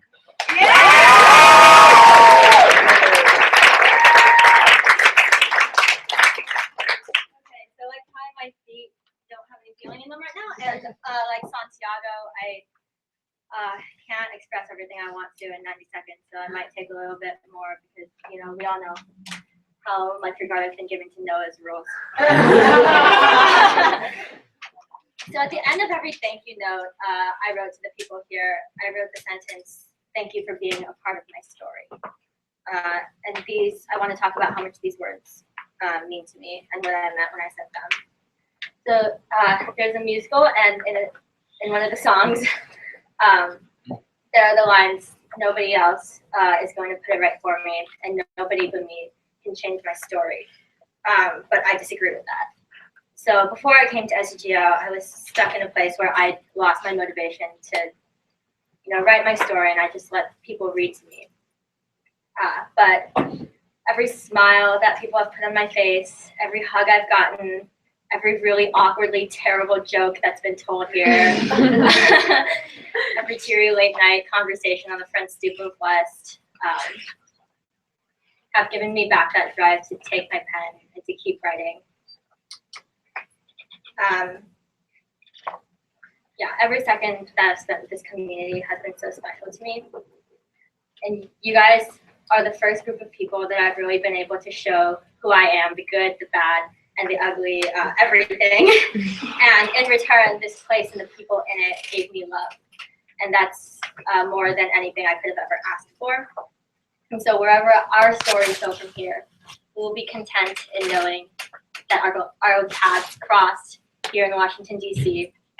for 4 months as we're headed towards wherever we're going. So we band of brothers and sisters.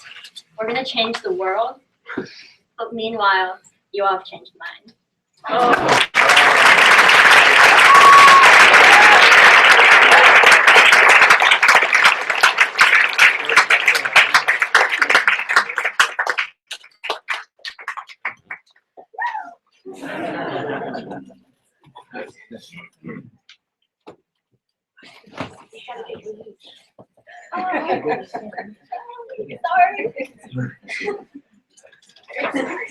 Our Director of Graduate Affairs, Robbie Ross.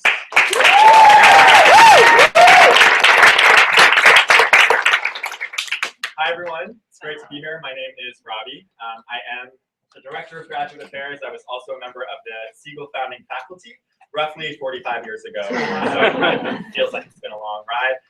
Those were the dark ages of SEGL. To put it into perspective, there was no Chef Susanna. Indeed. Imagine a time, which means that students had to fend with my al dente pasta. This is the sort of place that sucks you in and keeps you here, even as a graduated faculty member myself.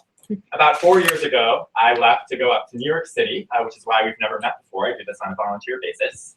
I work for a company now called Purpose, which aims to build and amplify global social movements to advance the fight for a more just, open, and habitable society. I talk about this school a lot in the course of my day-to-day. It's a founding part of my experience thus to date.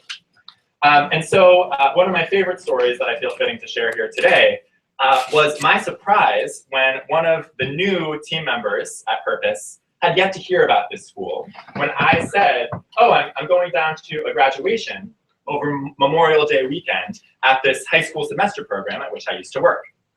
They were standing with two other team members who had already been familiar, very familiar with SEGL, and nodded. This one teammate said, oh, that sounds cute. Oh, yeah. This school is a lot of things. But it's hard for me to imagine how presenting a collaborative policy document on drone policy to leading US experts is cute. It's not really the first word to come to mind. So I'm really delighted to now be back with the community who gets that. Seglets, it's a pleasure and an honor to meet you. I've heard an awful lot about you already, all your secrets. You are each extraordinary, and you are now joining a remarkable cohort of graduates, hundreds strong, many of whom are in the room today, who are here to root for you, who have your back, and who are really looking to ensure that you are supported moving forward.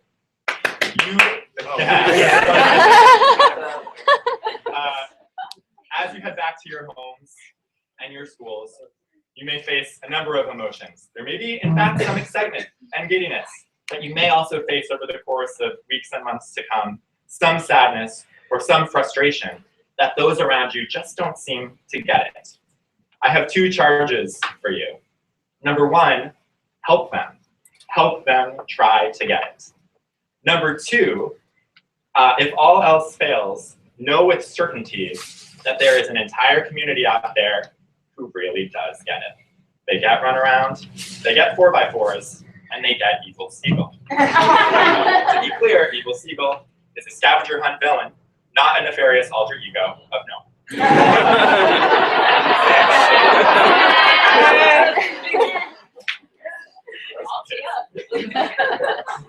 They get it. They're rooting for you. So know without a doubt that you are here right now. I think we could all agree, just in time. It's wild out there. So thank you so much for everything you've already done and everything that's yet to come.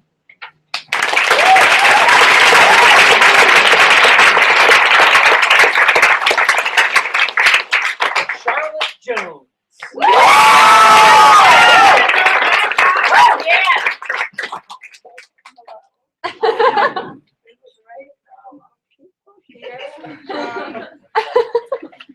So last night we had our internal closing ceremony, and someone said they were talking about how they never cry. And someone was like, I've cried once or twice before, and I was like, yeah, I also cried once or twice a day for a nothing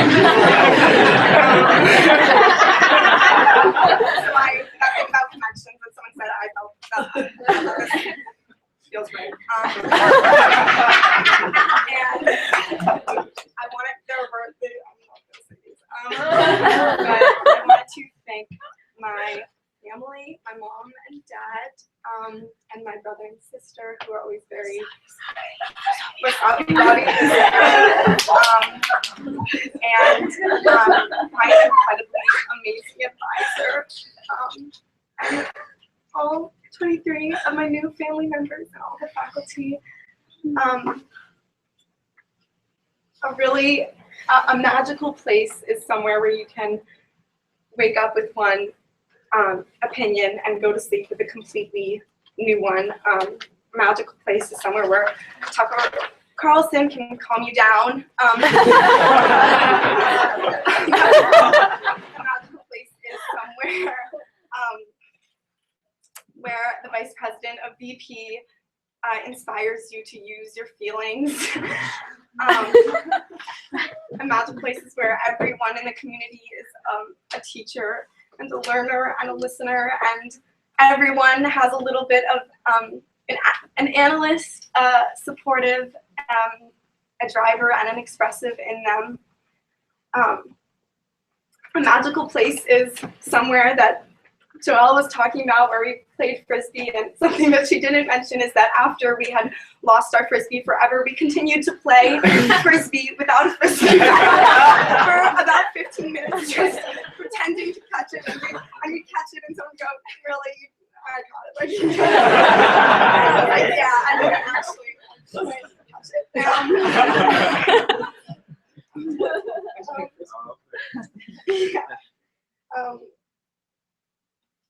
A really magical place is somewhere where everyone is going to leave little handprints on your heart, and a really deeply magical place is SEGL.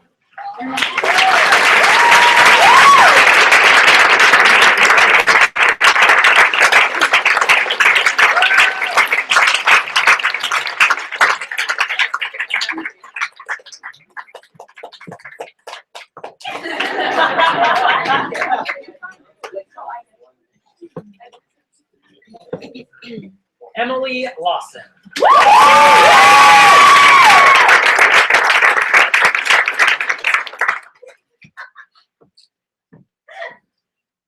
Okay, can everyone hear me?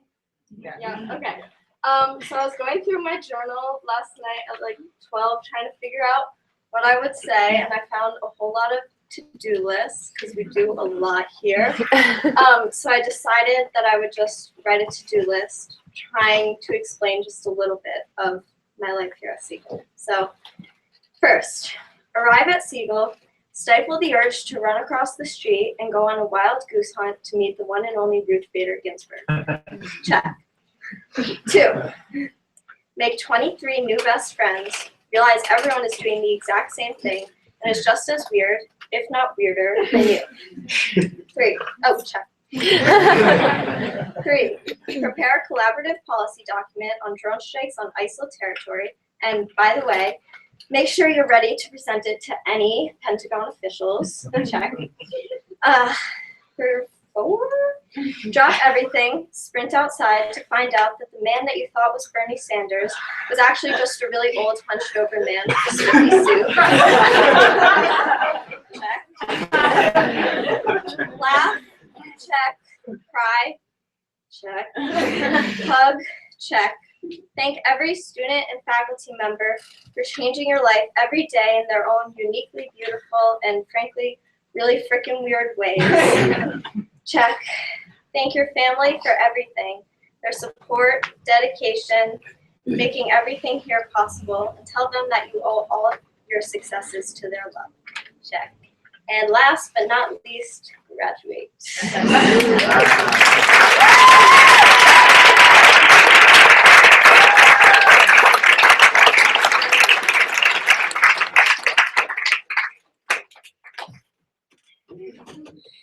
Check.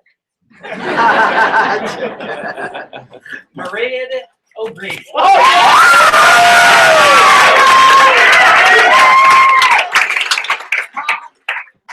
All right.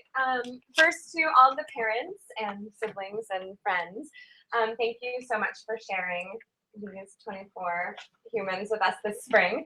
Thank you for listening and not freaking out when your child came home one day from school and said, oh, this very energetic kind of weird woman came in today and told me about a school in Washington, D.C. and now I want to apply there.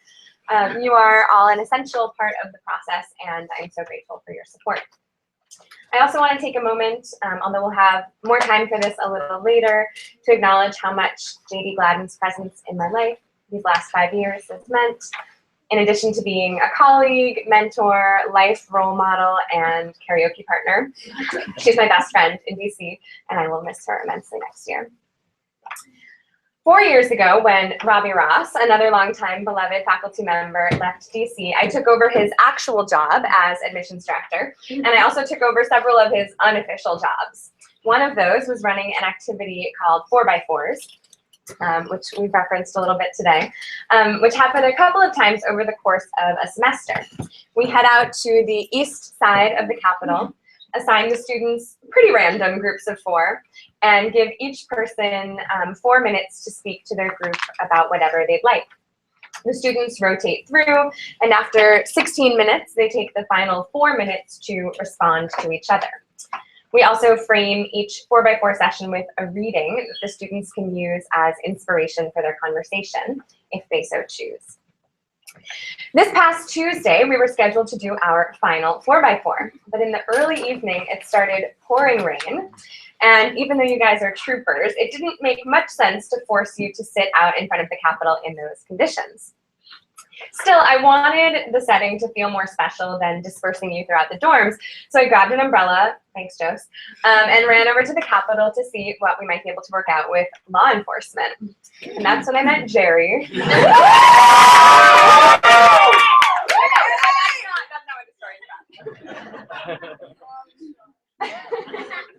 We secured a spot that was outdoors but covered, the perfect compromise for the 4x4s. And I read you a passage from Le Petit Prince, The Little Prince, to help guide your conversation. Later, when we reflected in the dorms, I was struck by a particular comment, I think it was from Anne, and the ensuing nods of agreement about the use of the word to tame in the excerpt. This is a part of the story where the little prince meets a fox, and the fox begs him to tame him so that he will be special to him, different from any other fox in the world. The two go back and forth in conversation, and eventually the little prince agrees to tame him, and they develop a special relationship. Since the little prince is a human and the fox is an animal, the word in the English translation is to tame, but you all didn't seem to be happy with this word choice. So I went back this week and read the French version to see if there might be a word that would be more satisfactory to you all. The French word is apprivoiser, which does indeed translate to tame, but it has a couple of other meanings as well that you might prefer. It comes from a Latin word, shout out to Sydney, meaning to familiarize, just as you have familiarized yourselves this spring with this city, with each other, and your individual quirks and charismas. It can mean to grasp as a concept over time, just as you have with so many lessons learned from guest speakers, faculty, and especially from each other. It can also mean to seduce or to charm progressively. Let's not go there. And it can mean, as the fox explains in the passage, to create ties. That is what you have done together this spring, and that is why today is both so wonderful and so very hard. In doing my research, I also realized that at the end of that passage is perhaps the most famous line from the whole book. As the prince and the fox say their goodbyes, the fox says, I'll say it in French and then translate. Voici mon secret. Il est très simple. On ne voit bien qu'avec le cœur. L'essentiel est invisible pour les yeux. Here is my secret. It is very simple. We only see well with the heart. The essential is invisible for the eyes. I think you have all learned to see with your hearts this semester, SEGLids. And that is how you have created the ties that have tamed each other and made your time here so special. Thank you for being willing to do so. I hope you will continue to see the world through your hearts as you return to your communities around the country and the world.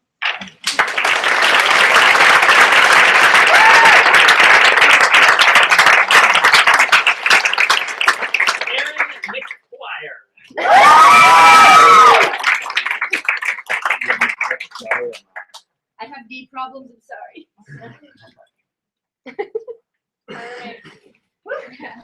Okay. I'm an expressive, which means a lot of things.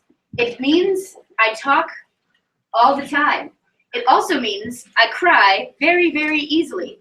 When I found a mouse stuck in a trap behind the toilet in the bathroom I cleaned, I ran upstairs and started crying because, for a lot of reasons, but because of how much I love animals. I also, so I guess that means that I'm surprised that I'm not standing up here crying for all of you. And I didn't actually cry last night. And at one point, I think it was Maya was losing it. And I was sitting there like, why am I not crying?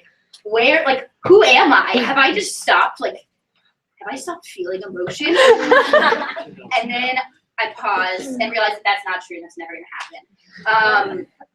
But I realized that this place, leaving it, doesn't make me feel just sad. It also makes me feel happy because I got to share it with all of you. Now I'm crying. Good. From going to get allergy shots with Lizzie, to rapping in the Heights with Jacob, to trying to steal JD's dog. All of you faculty have meant so much to me. And all of you students. Also, from my roommates and our late night chats and dance parties, to really weird conversations that I have with Joelle, or Matt's hugs, or Trey's hugs where he cracks my back, which I need. I would not.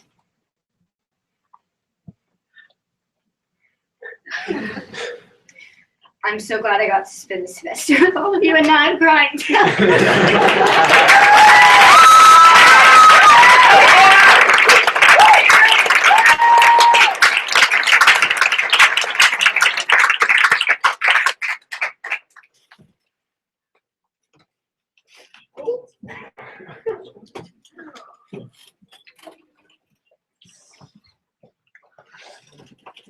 Theo Ramos Nunez.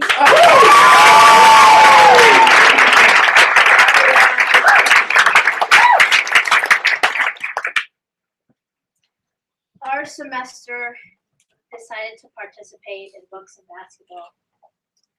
It's where we spend every Wednesday with first and second graders. We spend half an hour teaching them the fundamentals of basketball and the other half an hour reading books. this experience was rough for me. In the beginning, none of the little kids wanted to read with me. And I was like, man, this is gonna suck. We're doing this every week. Like, but as I told my fellow SEGLets about how I was feeling about it, each one would come up to me before books and basketball and say, like, it's gonna be okay. Like, you can read with us if anything. And they just all really supported me and made this really kind of rough experience a great one. And so one thing we do at the end of every books and basketball is choose like 2 leaders for the next week. And so it was our penultimate session, and they're like, all right, who hasn't led yet? And Anne raised her hand, and there was one person who hadn't led yet. And I was just kind of like, and someone's like, oh, yeah, Theo, you. I was like, okay, I guess I'll do it. And I was really nervous, and then I was up there in front of these first and second graders, and then I just started screaming, and like I was this new person, and I think that's indicative of the voice that I've gotten to develop here at SEGL with these 23 amazing people and faculty.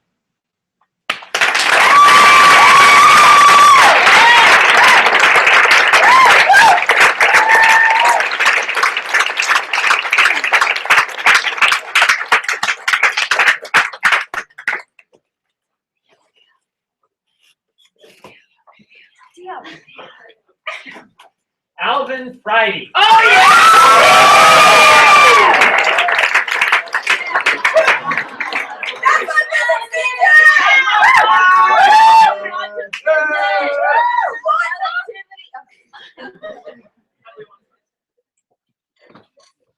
If you want to go fast, go alone. If you want to go far, go together. That's actually one of my favorite words of wisdom. If you want to go far, sorry, if you want to go fast, go alone. If you want to go far, go together. Now, for me, this was reflected in pretty much my high school English experience. I was a very fast reader. So if I was given an assignment, I could get through the assignment as quickly as anybody else. However, as soon as I went to school and talked to my friends, I realized, didn't understand the major conflict of the story, didn't understand what the main character was thinking, didn't understand the importance of the setting, which you know, can be a humbling experience. But it actually made me sort of understand the book, made me sort of appreciate what the author is actually trying to do. And I would suggest that's part of what students go through. And what I will highlight for you is something called Spotlight. And this is a situation where students are split into eating groups, one for each dorm. And days they would like to spotlight, they ask/select some person to be asked any question. This could be something like, what's your favorite Harry Potter movie? It could be, what are you most afraid of when you go home after this? And the students answer each question as honestly as possible. So I think there are 2 things that we should be able to get out of that little experience. One, if at a dinner table you ask a question and you get if you ask a question like, how was school, and you get fine. Or what did you do in English class, and they say stuff. They are lying. These students talk a lot. I mean, a lot. So don't accept that from your child anymore. And the other thing is, for leaving SEGL, is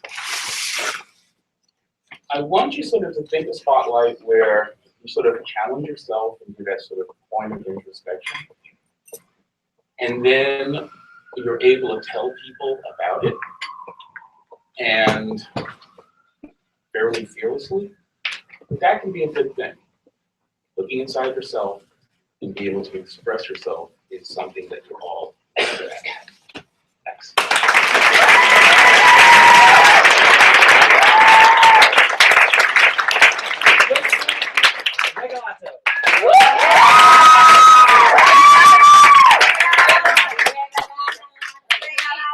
Just to clarify, it's Jocelyn Regalato.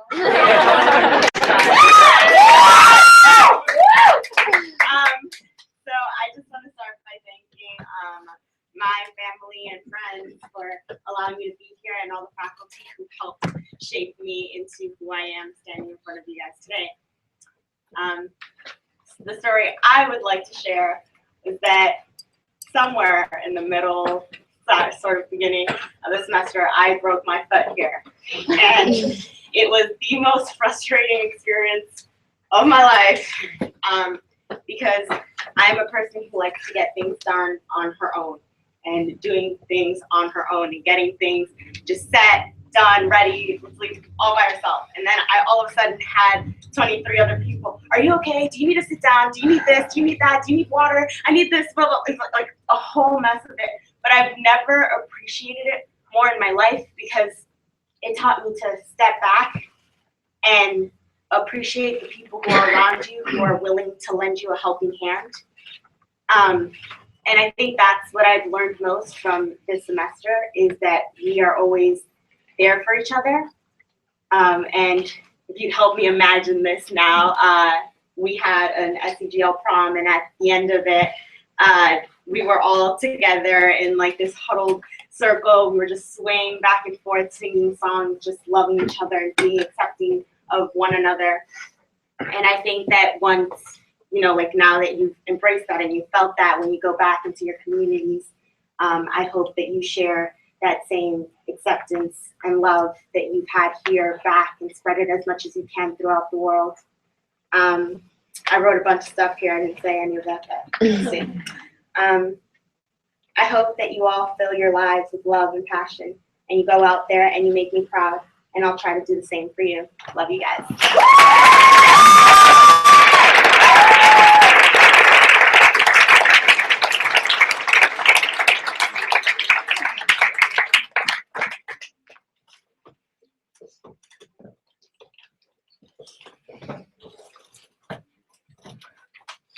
Ryland Rich.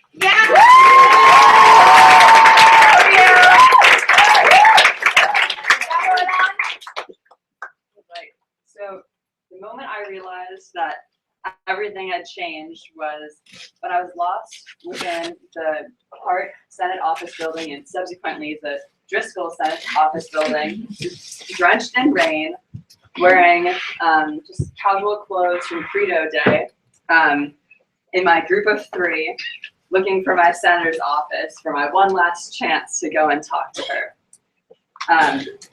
And I was looking around, and all the people that were coming out of the building, because it was around 6 o'clock, so everyone was leaving. They're all dressed in these really fancy suits. And here's my group of 3, soaking wet. I was wearing shorts, and someone had asked me if there were pajama shorts earlier that day. They weren't pajama shorts, but still, like, you get the idea. They're like not super formal. But still, I had found this voice at SEGL that I was determined to share and try to make some sort of an impact on the government or who was trying to represent me. And so we went out there. She wasn't there, but still the fact that I could go into that building just as I was and not care the slightest bit that I was totally looked out of place just speaks worlds about my experience here and how much I've grown and built. I just want to thank you all for helping me in that experience and adding to it. And I'm really just so lucky to have gotten to know each one of you. And you're all so different and special and weird and lovely. And just having learned in a classroom with you and heard your perspectives and tried to stand in your shoes has been extraordinary and everything I've hoped SEGL would be since 7th grade when my mom told me about it. So, it's been a long time coming, but it's been worth it all the way.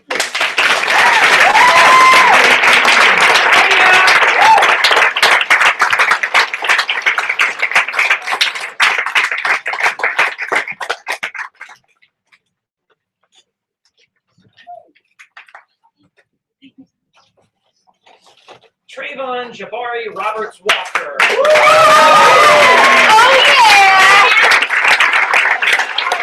Oh yeah!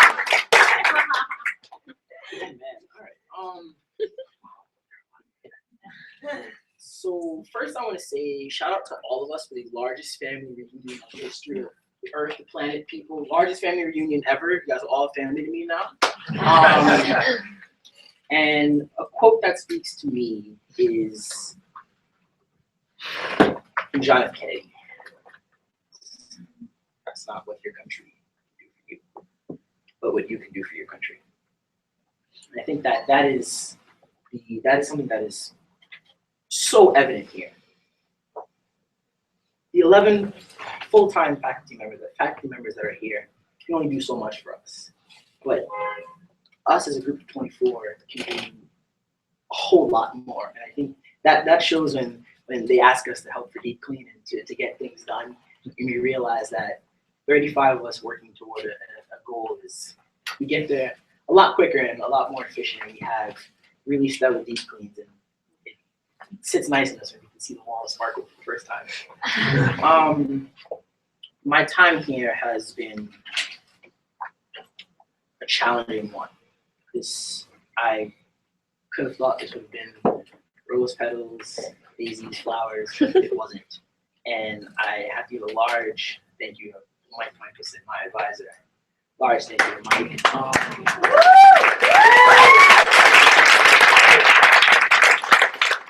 But I think something else that is evident in all of us is that we don't have one-on-one relationships and the exclusive relationships between one or two people. It's a large community. So I also want to give a shout out to the other 10 faculty members who being my honorary advisors. I shout out to my mom over here who's crying. She gave up a lot to let me go, and I'm coming back home, Mom, but she means the world to me, and to have her here like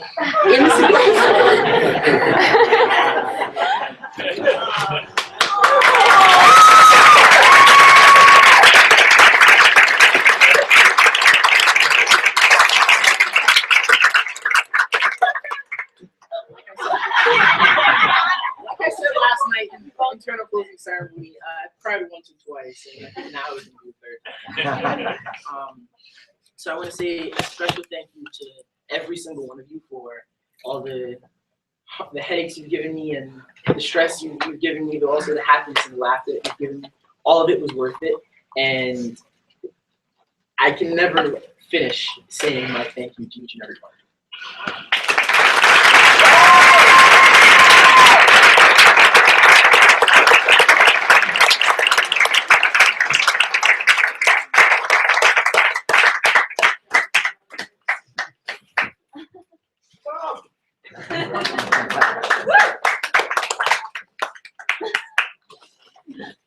Mike Michelson.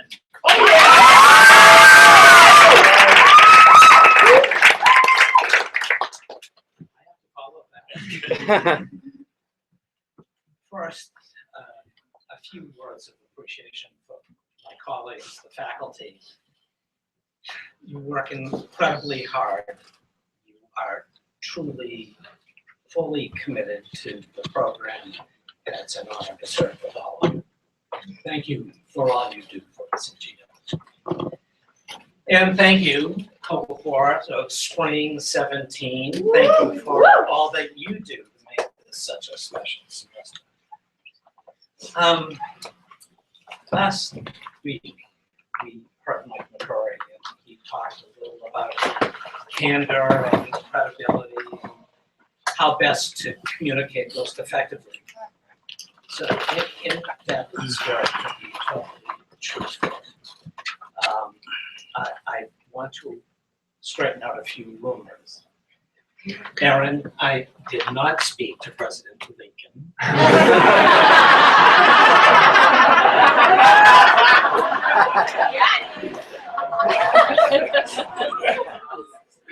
Was not alive during the First World War. I was, as I mentioned the other night, born during the Truman administration. So now you can all figure out about how old I am. Before we leave my age altogether, and despite my advanced age and my weak, I do beat all of you to work every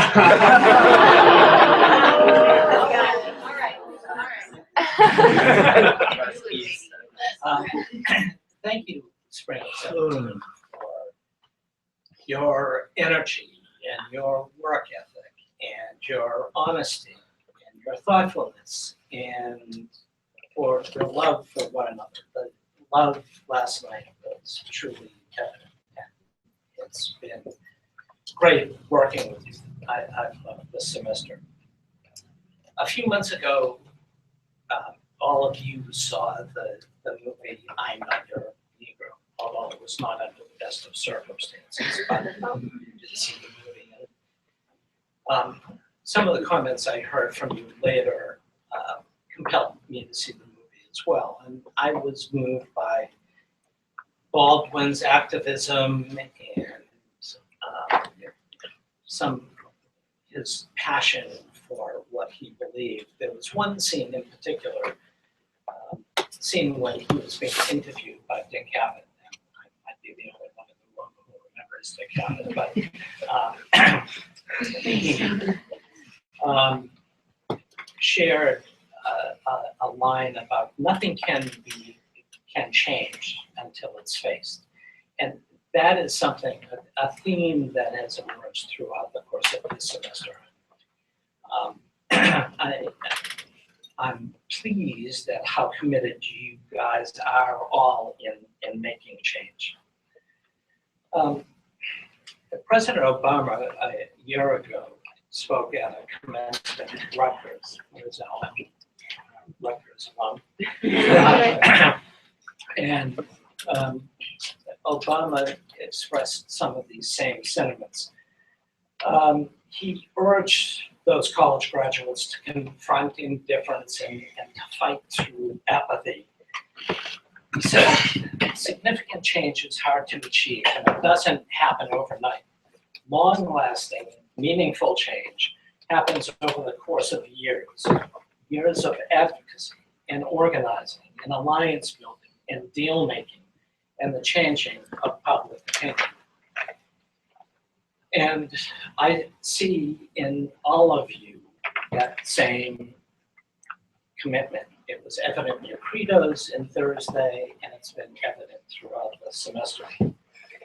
I've also seen examples of your passion for news and your advocacy and your openness to new ideas throughout the semester in the classrooms, of course, but also in the dormitories, in the honest conversations and the openness to hearing what one another had to say, especially in dinner groups and some of the spotlights we had. It was truly compelling how you were prepared to have conversations with people who had very different ideologies, and that was certainly striking to me. Obama ended those commencement remarks last year by saying to those Rutgers graduates, if you disagree with someone, bring them in and ask them tough questions. Make them defend their positions. If somebody has got a bad or offensive idea, prove it wrong.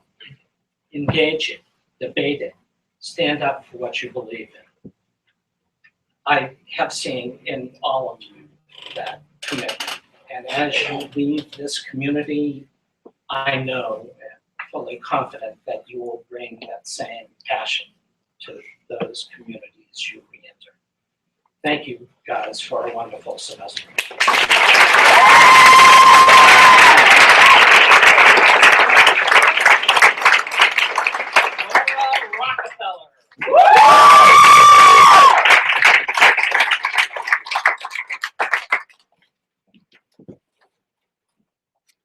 Last night, all of us were writing little mementos to put into plastic baggies for all of the students and the faculty to take home and read on the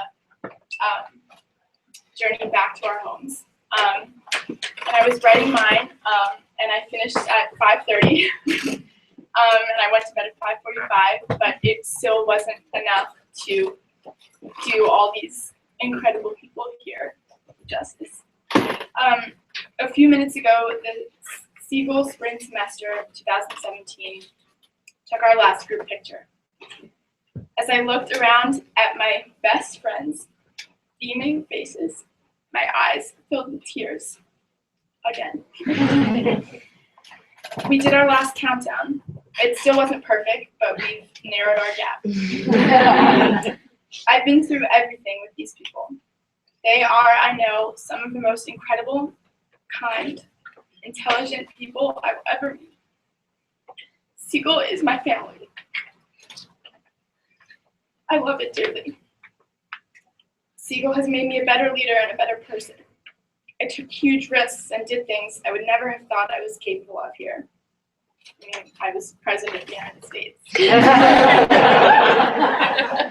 I cannot thank the entire SEGL community enough for giving me a forever home.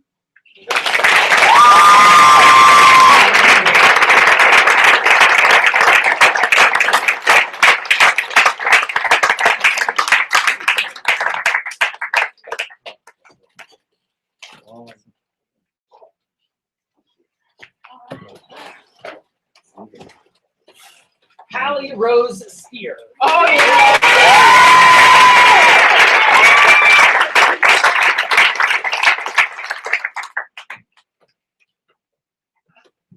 SEGL has taught me how to have confidence in who I am, say what I think, to speak in class, and to be a leader. I just want to share 2 short memories and did that. During the talent show, Ross, Marlon, and I all performed an episode from The Office, mostly unplanned, unpracticed, but full of joy and laughter. For school meeting, I was able to lead a discussion in front of everyone, in front of all my peers and my teachers about Bill O'Reilly. Although I was nervous, the support of those around me pushed me to lead. SEGL has constantly reminded me to act with confidence. Thank you to my parents, my life-changing teachers, and every student here. Thank you for all being my best friends. This morning I said, it feels like we're leaving home, and you don't leave home. Thank you, SEGL, for being such an amazing home. I'll see everyone soon.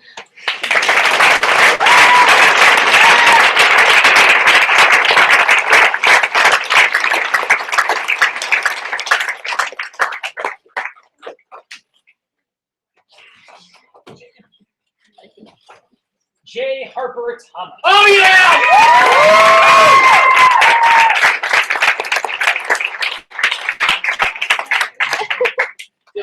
Last week we had our crisis simulation, so for about 4 hours or so, we were all yelling and sort of running down corridors, wild-eyed, and just stressing out generally. But afterwards, we all came together down the parlor, and we were celebrating, we were laughing, we yelled some more, and all of that sort of stress just kind of faded and evaporated. And I think in many ways that's representative of the SEGL experience and the SEGL community, because regardless of how stressed and exhausted and anxious we are, we always come together. And when we come together, you know, we just radiate joy and positivity and openness and inspiration. And even though, you know, sometimes we drive each other crazy, we're what keeps each other sane all the time. And I think that what we've built here and the connections and the meaningful relationships that we've built, that's very special. And you all are incredibly special to me. And I thank you all for everything you've done to enable this opportunity. And I thank everybody here for being such wonderful members of the community, being such wonderful friends, and for being a part of this together with me. And I look forward to being a part of this fantastic, this phenomenal SEGL family for a long time to come. Thank you.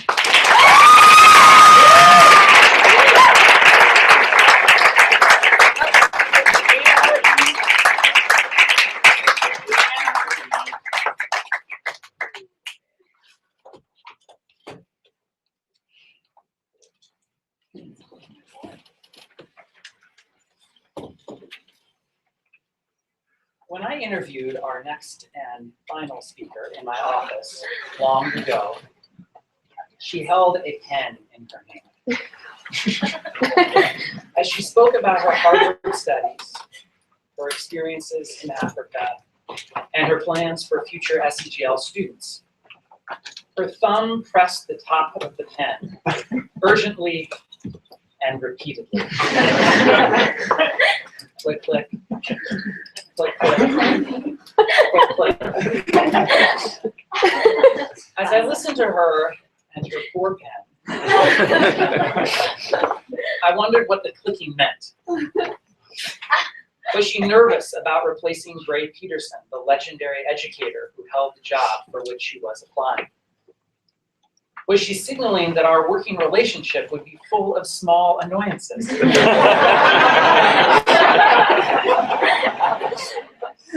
No. She was revealing one of her greatest strengths: effervescent energy. Those pen clicks would soon become boisterous runaround sessions on the National Mall, Saturday Academy visits every other weekend, a peer mentoring program and August retreat for our faculty, block periods once a week for every class, our first international summer expedition, embassy visits, mock trials, constitutional conventions, faculty SAS, and Kogapo raps. Yes. Oh yeah. Each of these accomplishments, and many others, is now fully ingrained in our institution. None existed before her energy created it. As important as her energy has been, another quality has proven even more important in the last 6 years: her capacity for love. Our head of school is results-oriented and does not often ask questions like, how will this decision tax or boost our teachers? She is process and people-oriented and knows that nothing can be sustained without positive morale. Her students know she is an inspiring mentor who shows them her love through evening dorm conversations, creative classroom sessions, and more than her share of late-night emergency room visits. When she arrived in 2011, she had a full head of dark brown hair.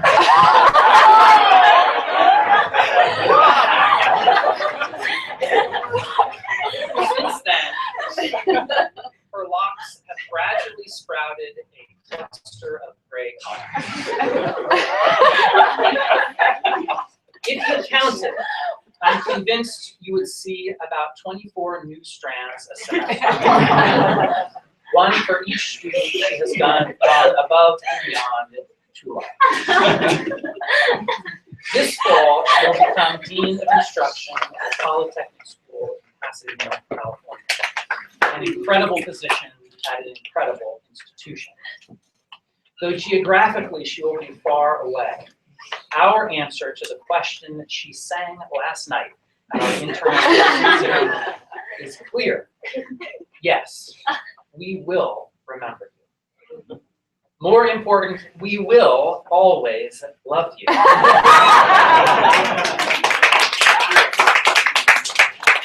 In fact, our community, and in particular our current and past parents, wanted to demonstrate that remembering and that love. And so they have raised a little money in your honor. In fact, over $50,000.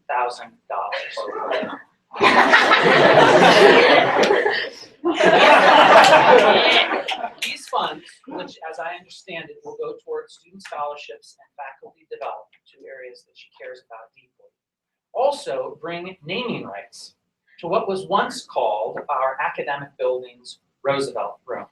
Oh yeah. Named humorously for a decision-making room in the West Wing, we think it is time for a new plaque on the door. From this point forward, that room where future faculty members will work and plan with love will be the JD Gladden Room.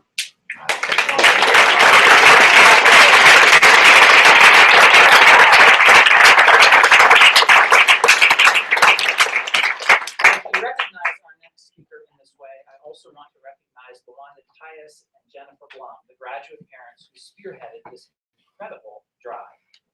Jen is here with fall 2015 graduate and JD Gladden advisee, Rocco Blum. Would you like to say a couple of words? When I was asked to participate in honoring JD in this way, I didn't hesitate for a second. I think that, well, first of all, let me say those emergency room visits, got one here. I can tell you my initial response was to, rush to DC and bring Rocco home, but JD's calm and soothing manner made me realize that it's all under control and it's going to be okay. And in fact, it wasn't just okay, he flourished. JD means so much to not just my family, but to so many of the advisees and their families who have been especially touched by the personal way JD has interacted with them. I'm especially pleased to know that JD and Rocco have chosen both to start in California in the fall. Rocco's going to be at USC, so she can continue to advise him. Very possible. Part of our family. And I just really have to say welcome to all of you to this incredible network of people, both graduates and families who are so connected by this shared experience. Before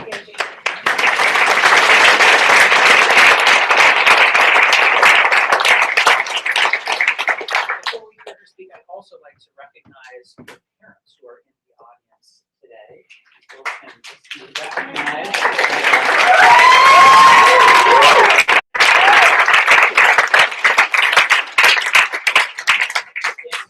Mr. Gladden, I know your support has meant the world to her. I told you all that when she arrived in 2011, she replaced a legend. We can now say the same thing about those who will come after her. They will follow in a legend's footsteps. Our next and final speaker is JD Gladden.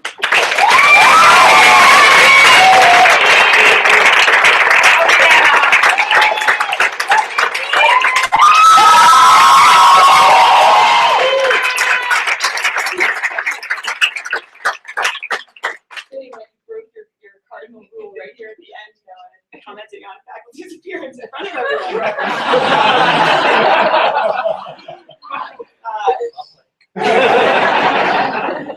Three thank yous and a reflection or two.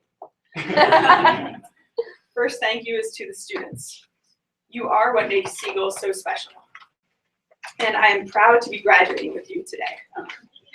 With such an incredible group of students. Every day you inspire me in new ways. And you will continue to do that, I have no doubt, for years to come. Where else would a student deliver a mock Iranian presidential campaign speech entirely in Farsi after researching linguistic nuances at the Library of Congress and tapping another student as translator? Unafraid to be themselves, these students are overflowing with intellectual dynamism and boundless enthusiasm. Just this week, this group of students transformed morning meeting into a musical, singing every aspect of the news into a powerful morning inspiration. From news announcements at morning meeting to karaoke sessions in the dorms, from Frisbee showdowns in front of the Capitol building to flex periods on its front porch, Leo and I will miss the magic of this place and the times we've shared with you. I can't wait to learn how each of you continues to grow in the years ahead and see the impact you make on this world. To my faculty family, whether clinging to each other's tubes at Harper's Ferry or belting out live band karaoke after a professional development session on Wednesday evenings, I'll miss the warmth and camaraderie that we've shared. You have shaped and inspired me as I have grown into my own leadership style. There's a South African concept of Ubuntu, which Desmond Tutu, the Archbishop, famous for helping to bring down the apartheid system in South Africa, describes this concept of Ubuntu as, I am who I am because of you. And this faculty and this community as a whole has certainly shaped me into who I am today, and I'll always remember that. I am who I am because of you, and for that I will always be tremendously grateful. My final thanks is to Noah for founding such an amazing program and devoting your life to making it the best possible opportunity for each student that comes through this door. For constantly pushing me to be the best I can be, whether engaging me in a dance-off at the roller derby during my first semester of fall 2011, or rallying the blue team in an epic frisbee game to cap off the final run-around. You are a fantastic teacher, a passionate orator.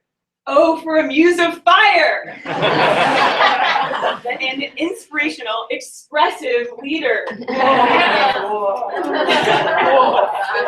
Personal view.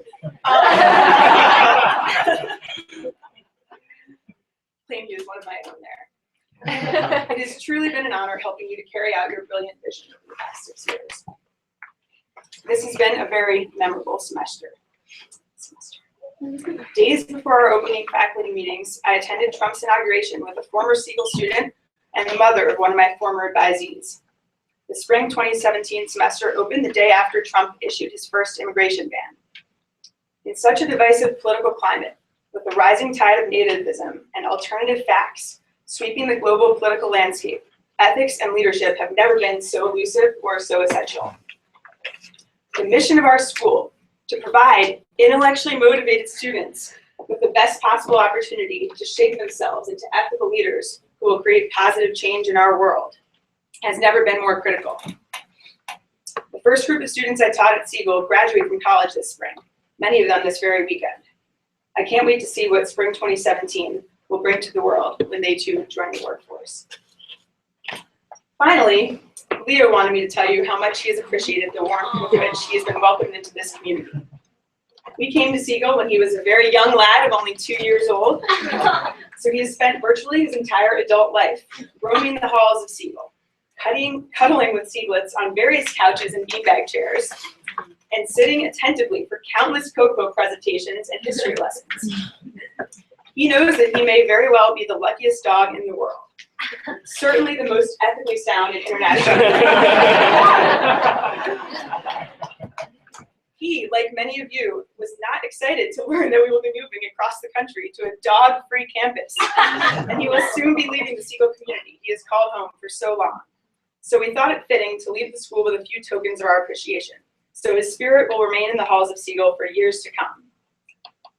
Thank you, Dad.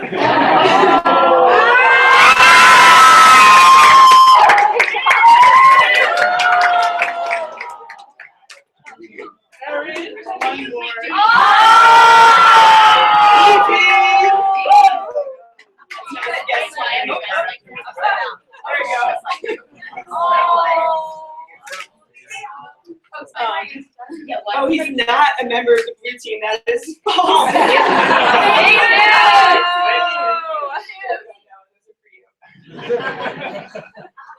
We want to express our deep gratitude to Noah and every member of the SEGL family for making this past 6 years the best of our lives.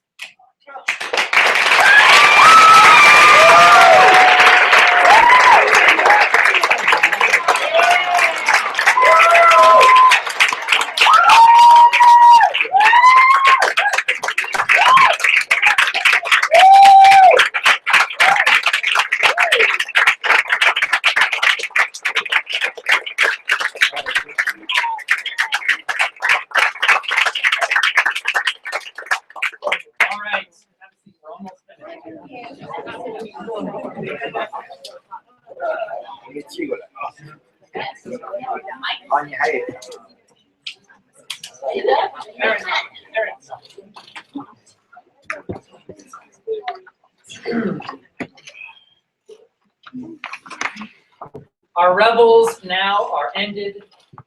The tide is washing the sandcastle away, and the time has come to say goodbye. And I know that for some of you, that is a scary proposition. You are right to think that. The world is a difficult place. It is full of hatred and fear and injustice and loneliness. But just like you, it is also full of potential. As Carl Wilkins said earlier this semester, in each one of us, there's such a potential for good and there's such a potential for evil. Yes, you should be wary of the potential for evil within yourselves and within those around you. But most of all, you should seek and cultivate that potential for good. That, after all, is why you came to this place. Now you must work together in your various corners of our country and wherever you will go after today to change our world for good. Shed some tears, get some sleep, and then go do it. And now a few closing words from SEGL Board Chair Dudley Lacey. I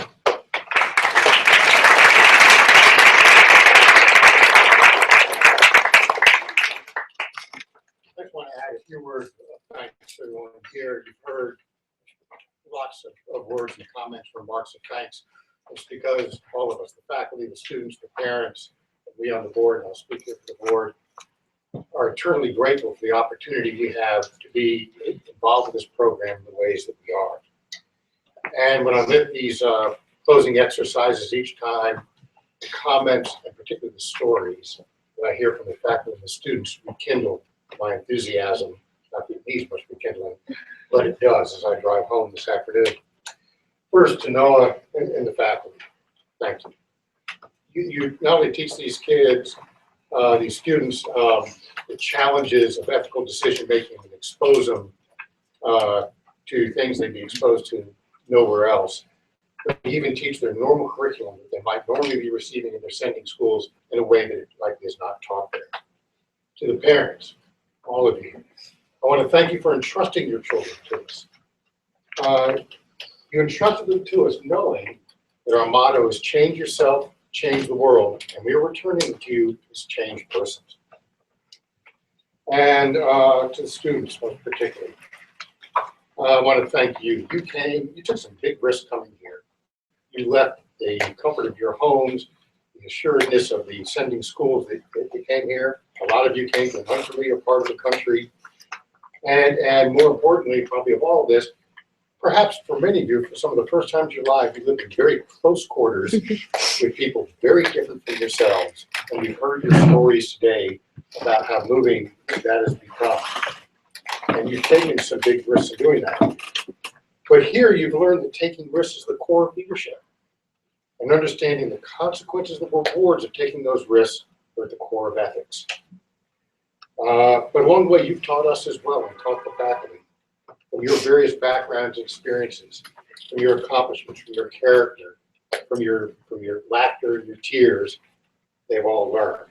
And for all of this, I thank you. And one last remark to you.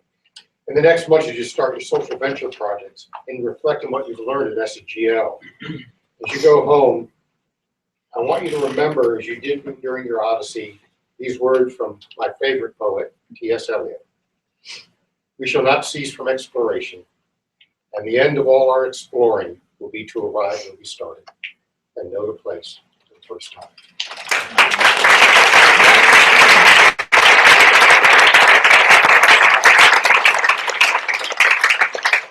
Thank you, Dudley. Please join me in congratulating the graduating class of spring 2017.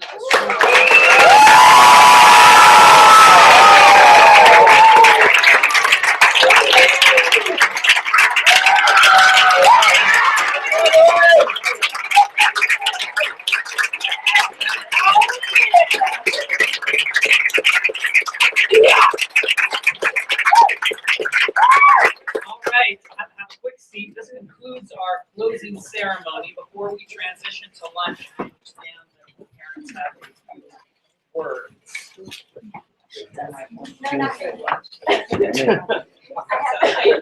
No, not good. I am what I'm from Mr. So I am.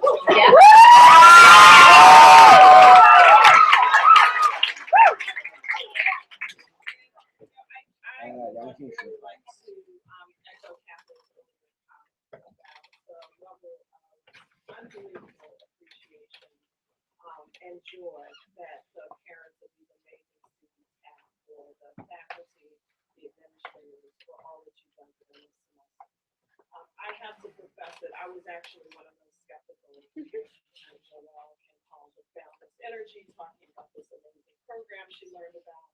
We sent a few emails, we got very thoughtful responses back, and still not entirely convinced that this Mason decided to sojourn down to Washington, D.C. and pop in for a visit. And within the first 15 minutes of being here, we knew that this was just an incredible opportunity for her and the students to be here. And quite frankly, I selfishly tried to figure out how I could too. So I say that to say that you've really created something amazing here. And I'm not quite sure what the secret sauce is in terms of your ability to really fully appreciate and live up to the vision that you've created, Noah, to the collective enthusiasm and support of all the faculty members, the advisors, everything that you've done, even down to the selection of, I'm sure, an amazing group of students this semester. So on behalf of the parents of the spring of 2017 class, we have raised funds, which we hope will go towards the purchase of a new washer and dryer.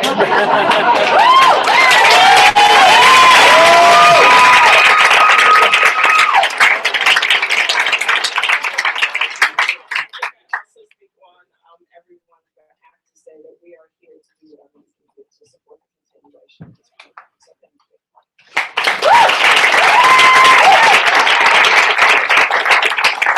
Well, thank you very much. That means a lot. The secret sauce, of course, is all of you, and I really mean that. As your daughter will probably be the first to tell you, that washing machine is very necessary. I think there's still 4 or 5 loads that. No, we managed. We got it done. But yes. So I'll look forward to putting a little plaque on the wall on that washing machine. Trust me, it makes a huge difference. A few notes here.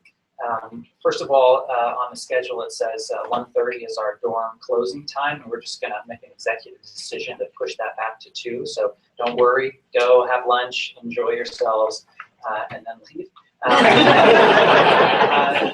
Second of all, if you are, and don't do this until I'm finished talking, but if you are sitting in a black chair, and on the reverse of it, you're on the look right now, there's a sticker, it's a red sticker that says, use first. Yeah, it's on the bottom of it.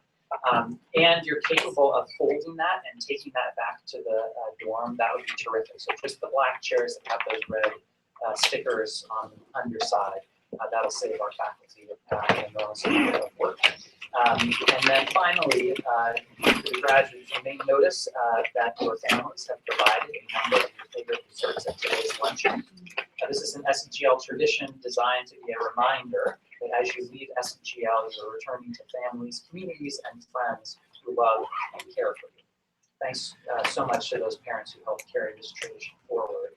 And let's eat.